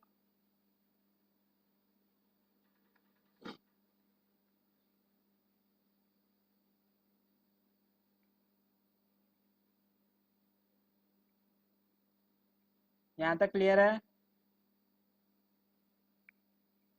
तो अब हम लोग क्या करते हैं, इसको हम लोग बना के देखते हैं अपने फंक्शनल कंपोनेंट में। तो हम लोग क्या करेंगे, अब फंक्शनल कंपोनेंट में बनाएंगे, कैसे बनाएंगे देखिए। तो उसके लिए हम लोग क्या करेंगे, ये जो ये कंपोनेंट है ये क्लास कंपोनेंट है, तो इसको मुझे कन्वर्ट करना पड़ेगा फंक्शनल कंपोनेंट में। तो सारा हटा देंगे यहाँ से और यहाँ बनाएंगे क्या, फंक्शन। तो मैं यहीं पे एक्सपोर्ट कर लेता हूँ, तो एक्सपोर्ट डिफॉल्ट और यहाँ लिख देते हैं फंक्शन। और फंक्शन का नाम क्या था, use effect example dot JSX। Sorry JSX नहीं लिखेंगे यहाँ पे, ये फंक्शन है और इसको मैं ऐसा कर लेता हूँ। यहाँ पे रिटर्न है, रिटर्न में मैं एक सिंपल सा लिख देता हूँ UI। रिटर्न में क्या कर देंगे, एक एम्प्टी करेंगे और एम्प्टी के ऊपर क्या कर देंगे, यहाँ पर मैं लिख दूंगा H1 और यहाँ लिख देंगे यूज इफेक्ट एग्जाम्पल, सिंपल सा सेव कर देंगे। और मुझे यहाँ से जो प्रॉप्स भेज रहा था ये भी हटा दूंगा मैं। यहाँ पे कोई प्रॉप्स मैं भेज नहीं रहा हूँ अभी, अभी के लिए सिंपल सा रखते हैं। और इसको एक बार चल के देखते हैं रन हो रहा है कि नहीं। तो देखिए यहाँ पे यूज इफेक्ट एग्जाम्पल आ गया, इसको मैं बंद कर देता हूँ और इसको एक बार रन कर देता हूँ फिर से। तो देखिए यूज इफेक्ट एग्जाम्पल लिखा हुआ आ रहा है। अब हमें क्या करना है, अब हमें अपना यूज इफेक्ट यूज़ करना है यहाँ पे। तो यूज इफेक्ट हम कैसे यूज़ कर सकते हैं, तो देखिए जब यहाँ पे आप फंक्शन ऐप यूज़ कर रहे हो और रिटर्न इसके बीच में आपको यूज़ करना है यूज इफेक्ट, और एक ही नहीं आप कई यूज इफेक्ट बना सकते हो, ये ध्यान रखिएगा। आप लोग एक कंपोनेंट में कई सारे यूज इफेक्ट बना सकते हो। तो उसका सिंटेक्स क्या है देखिए, यहाँ पर हम लोगों ने अभी पढ़ा था कि यहाँ पर था कि यूज इफेक्ट लिखेंगे, यूज इफेक्ट कैमल केस में लिखेंगे, यूज छोटा होगा फिर इफेक्ट का ई बड़ा रहेगा। तो ऐसे ही करेंगे यहाँ पर देखिए, रिटर्न और ऐप के बीच में बनाएंगे जहाँ पे हम लोग जावास्क्रिप्ट कोड लिखते हैं वहाँ पे। तो यूज इफेक्ट और ये एक फंक्शन होगा और इसके अंदर एक कॉल बैक देंगे। तो कॉल बैक आप बना सकते हो कैसे भी, एरो फंक्शन या सिंपल फंक्शन। तो मैं सिंपल बना के दिखाता हूँ। तो फंक्शन ये कॉल बैक फंक्शन हो गया और दूसरा आर्गूमेंट क्या आ जाएगा, डिपेंडेंसी एरे। तो पहले मैं एम्प्टी एरे दे देता हूँ। तो अब ये एम्प्टी एरे का मतलब क्या है, आप लोग ध्यान दीजिएगा। एम्प्टी एरे का मतलब कि ये एक ही बार चलेगा और जब ये लोड होगा ना कंपोनेंट तभी चलेगा। तो ये कौन सा काम कर रहा है, ये कंस्ट्रक्टर का काम कर रहा है। जो हम लोग क्लास कंपोनेंट में कंस्ट्रक्टर का काम कर रहे थे ना, कि कंस्ट्रक्टर कितनी बार चल रहा था, पहली बार चल रहा था। तो अगर मैं यहाँ पे एम्प्टी एरे ऐसे दे दे रहा हूँ डिपेंडेंसी में, तो इसका मतलब क्या है, ये कंस्ट्रक्टर का काम कर रहा है। Work same as constructor working in class component, class component. तो ये काम किसका कर रहा है, कंस्ट्रक्टर का काम कर रहा है। तो ये जो कोड है, ये जो फंक्शन के अंदर हम कोड लिखेंगे अब, वो कब चलेगा, पहली बार ही चलेगा, एक बार चलेगा। तो कंसोल डॉट लॉग लिख देते हैं और इसके अंदर लिख देंगे कि कंस्ट्रक्टर फंक्शन लिख देते हैं, चलिए ऐसे ही लिख देते हैं कंस्ट्रक्टर फंक्शन। तो ये वाला कोड रन होगा पहली बार आपका जब लोड होगा। तो देखिए सेव करते हैं, अब मेरा लोड हो चुका होगा। तो देखिए कंसोल में प्रिंट होना चाहिए ये चीज़ कंस्ट्रक्टर। यहाँ पे रिफ्रेश करते हैं और इंस्पेक्ट करते हैं और चलते हैं यहाँ पे। तो यहाँ पे कुछ एरर आ गया। अभी ये एरर क्यों आया, क्योंकि मैंने यूज इफेक्ट को यूज़ तो किया लेकिन उसको इंपोर्ट नहीं किया, तो पहले इंपोर्ट करना पड़ेगा। तो जैसे हम लोग यूज स्टेट को इंपोर्ट करते थे वैसे यूज इफेक्ट को भी इंपोर्ट करेंगे। यहाँ पे यूज इफेक्ट ऐसे लिख देंगे, तो अब ये इंपोर्ट हो जाएगा और सेव करते हैं। अब ये एरर चला जाएगा जो हमारा एरर आ रहा। तो रिफ्रेश करते हैं एक बार, तो देखिए एरर चला गया और यहाँ पर देखिए प्रिंट हो गया क्या, कंस्ट्रक्टर फंक्शन। ये जो मेरा है ये यूज इफेक्ट में लिखा हुआ था मैंने। और एक बार फिर मैं रिफ्रेश करूँगा तो फिर ये प्रिंट हो जाएगा, क्योंकि कंस्ट्रक्टर फंक्शन जब रिफ्रेश करते हैं तभी चलता है, ये देखिए। लेकिन अगर मैं इसके बाद यहाँ पर एक बटन बना दूँ, यहाँ पर देखिए यूज इफेक्ट एग्जाम्पल जो है इसमें चलते हैं। और सॉरी मैंने क्या किया है, ऐप डॉट जेएसएक्स में इसको कॉल कर दिया यार, गलत किया मैंने। कंट्रोल एक्स करते हैं यहाँ से और इसको भी हटा देते हैं यहाँ से। तो मुझे इसको कंपोनेंट को कहाँ यूज़ करना है, यूज इफेक्ट एग्जाम्पल में। सॉरी मैंने गलती कर दी। तो यहाँ पर आप लिख लीजिएगा, यहाँ पर इंपोर्ट कर लेंगे हम लोग क्या, import use effect from react. और उसके बाद हम क्या करेंगे, इसको यहाँ पे रिटर्न और इसके बीच में कॉल करेंगे। तो यहाँ पे मैंने पेस्ट कर दिया वही चीज़। तो सेव करते हैं और वही काम करेगा अभी तो, क्योंकि देखिए यहाँ पर चलते हैं और एक बार इसको रिफ्रेश कर देते हैं। देखिए कंस्ट्रक्टर फंक्शन चल रहा है ना, और ये यूज इफेक्ट एग्जाम्पल भी आ रहा है। अभी मैं क्या करता हूँ, एक बटन बनाता हूँ। तो बटन क्या करेगा, इसको री रेंडर करेगा। जब यहाँ बटन में क्लिक करेंगे तो यहाँ पर देखिए, यहाँ पर मैं एक बटन बनाता हूँ, बटन क्लिक मी। क्लिक मी करेंगे और ये क्या करेगा, इसमें ऑन क्लिक लगा देते हैं, यहाँ पे क्लिक ऑन क्लिक। तो ऑन क्लिक करेंगे तो यहाँ पे एक अलर्ट शो होगा, अलर्ट। और यहाँ पे लिखेंगे द कंपोनेंट इज री रेंडर्ड, इज री और रेंडर्ड, ये लिख देते हैं। तो जब ये इस पर क्लिक करेंगे तो री रेंडर होगा, लेकिन फिर वो ये वाला दोबारा नहीं प्रिंट होगा कंसोल कंस्ट्रक्टर फंक्शन। क्यों, क्योंकि ये पहली बार ही चलता है। अब आप चलिए देखते हैं, सॉरी ये पहली बार ही रन हो गया, क्यों, ओह मैंने यहाँ पे ऑन क्लिक पे फंक्शन नहीं लगाया था, अब नहीं चलेगा। देखिए अब देखते हैं, एक बार इसको पहले बंद कर देते हैं, एक बार रिफ्रेश कर देते हैं इसको। अब देखिए पहली बार चलाया मैंने तो कंस्ट्रक्टर फंक्शन चल गया। अब इस पर क्लिक करेंगे तो कंस्ट्रक्टर फंक्शन दोबारा प्रिंट नहीं होगा। देखिए ये द कंपोनेंट री रेंडर हुआ, देखिए, लेकिन जो आपका ये कंस्ट्रक्टर फंक्शन ये नहीं प्रिंट हुआ। फिर एक बार करते हैं, फिर करते हैं, नहीं प्रिंट हो रहा है। देखिए एक ही बार वो चल रहा है। तो जब आप एम्प्टी एरे दोगे तो बस इतना समझ लीजिए कि वो एक बार ही, यहाँ पर जब आप एम्प्टी एरे दोगे डिपेंडेंसी में, तो इसका मतलब है वो कोड एक बार ही चलेगा। यहाँ तक समझ आया आपको, सब लोग बताइए यहाँ तक समझ आया कि यूज इफेक्ट में अगर हम लोग डिपेंडेंसी में एम्प्टी एरे देते हैं तो इसका मतलब होता है कि जब आपका पेज लोड होगा तभी वो चलेगा जो फंक्शन आपने लिखा है।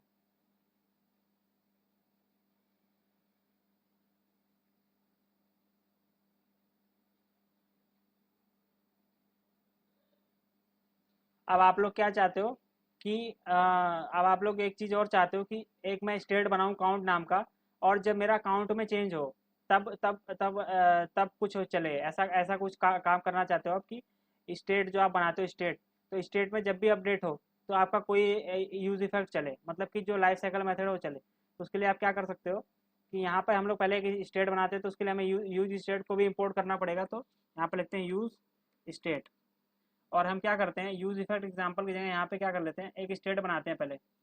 तो यूज इफेक्ट के ऊपर लिखे चाहे नीचे कहीं भी लिख सकते हो, तो पहले मैं ऊपर ही लिख देता हूँ। तो यूज स्टेट बना लेता हूँ यहाँ पे। तो यूज स्टेट आप लोग देखिए कैसे बनाते हैं हम लोग, यहाँ पे लिखेंगे लेट और एक एरे लगेंगे, तो उसमें काउंट लिखेंगे, काउंट में वेरिएबल का नाम हो गया और सेट काउंट उसका मेथड हो गया जो कि इसको चेंज करेगा, is equal to use state.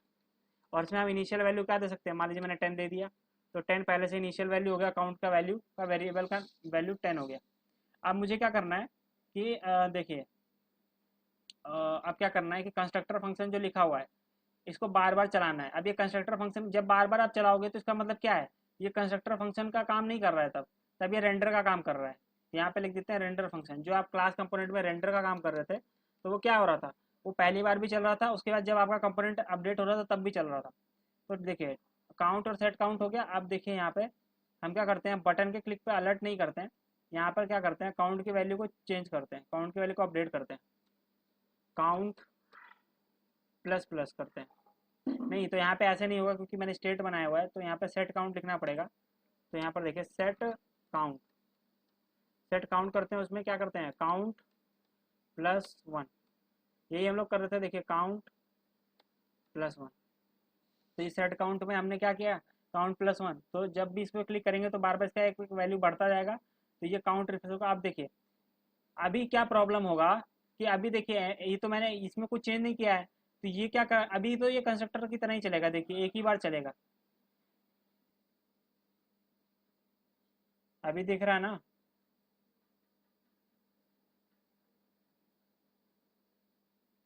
चलिए फिर ये लास्ट कॉन्सेप्ट है, इसको करके बंद करते हैं, ख़त्म करते हैं।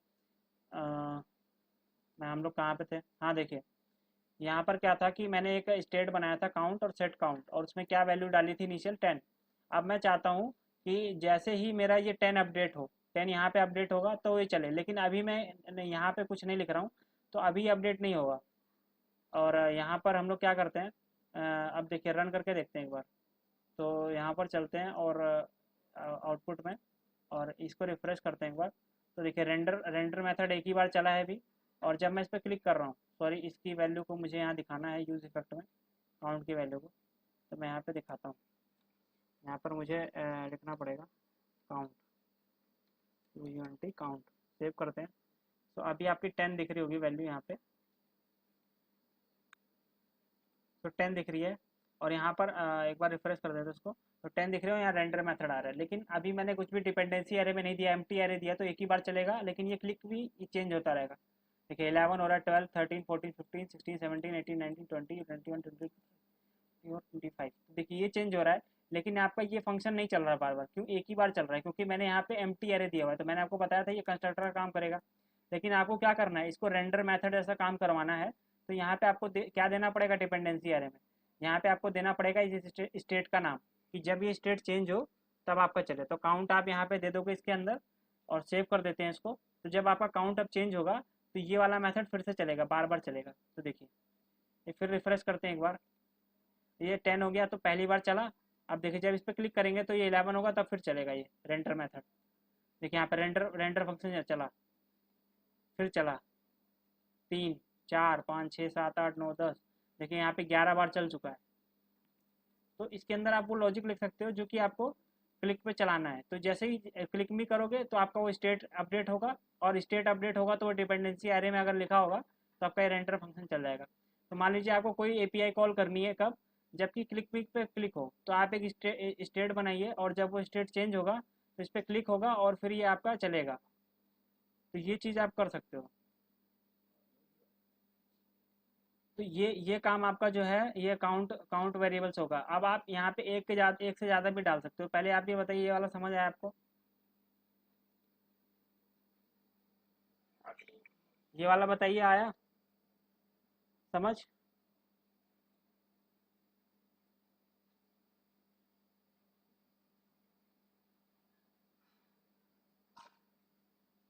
यूज इफेक्ट में जब पहला यूज इफेक्ट में जब आप पहला देते हो, यूज इफेक्ट में जब आप पहला आर्गुमेंट फंक्शन देते हो तो वो बताता है कि क्या करना है आपको। तो मैंने यहाँ पे लिखा हुआ है console dot log render function, ये प्रिंट करना है। और कब करना है, जब स्टेट में चेंज हो, और ये पहली बार भी रन होगा। तो जब आपका काउंट वेरिएबल पहली बार रन होगा, जब लोड होगा तब भी चलेगा, और उसके बाद जब आपका काउंट वेरिएबल में चेंज होगा तब भी चलेगा। देखिए जहाँ पे आपको यूज स्टेट या जो भी आप यूज़ कर रहे हो, जब आप जहाँ आपको ज़रूरत है वहीं यूज़ करेंगे ना।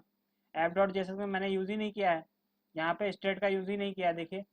तो यहाँ पर आपको ज़रूरत नहीं है उसको यूज़ करने की, तो मैं फॉर्मेट कर देता हूँ। यहाँ पर नहीं यूज़ करना है, यहाँ पर आपको यूज़ इफेक्ट एग्जाम्पल यूज़ करना था तो उसको मैंने इंपोर्ट कर लिया। App dot C S S use करनी है उसको इंपोर्ट करेंगे, लेकिन जहाँ पे आप यूज स्टेट को यूज़ कर रहे हो, देखिए यहाँ पे यूज स्टेट यूज़ हो रहा है, तो उसके पहले आपको इसको यूज़ इंपोर्ट करना पड़ेगा।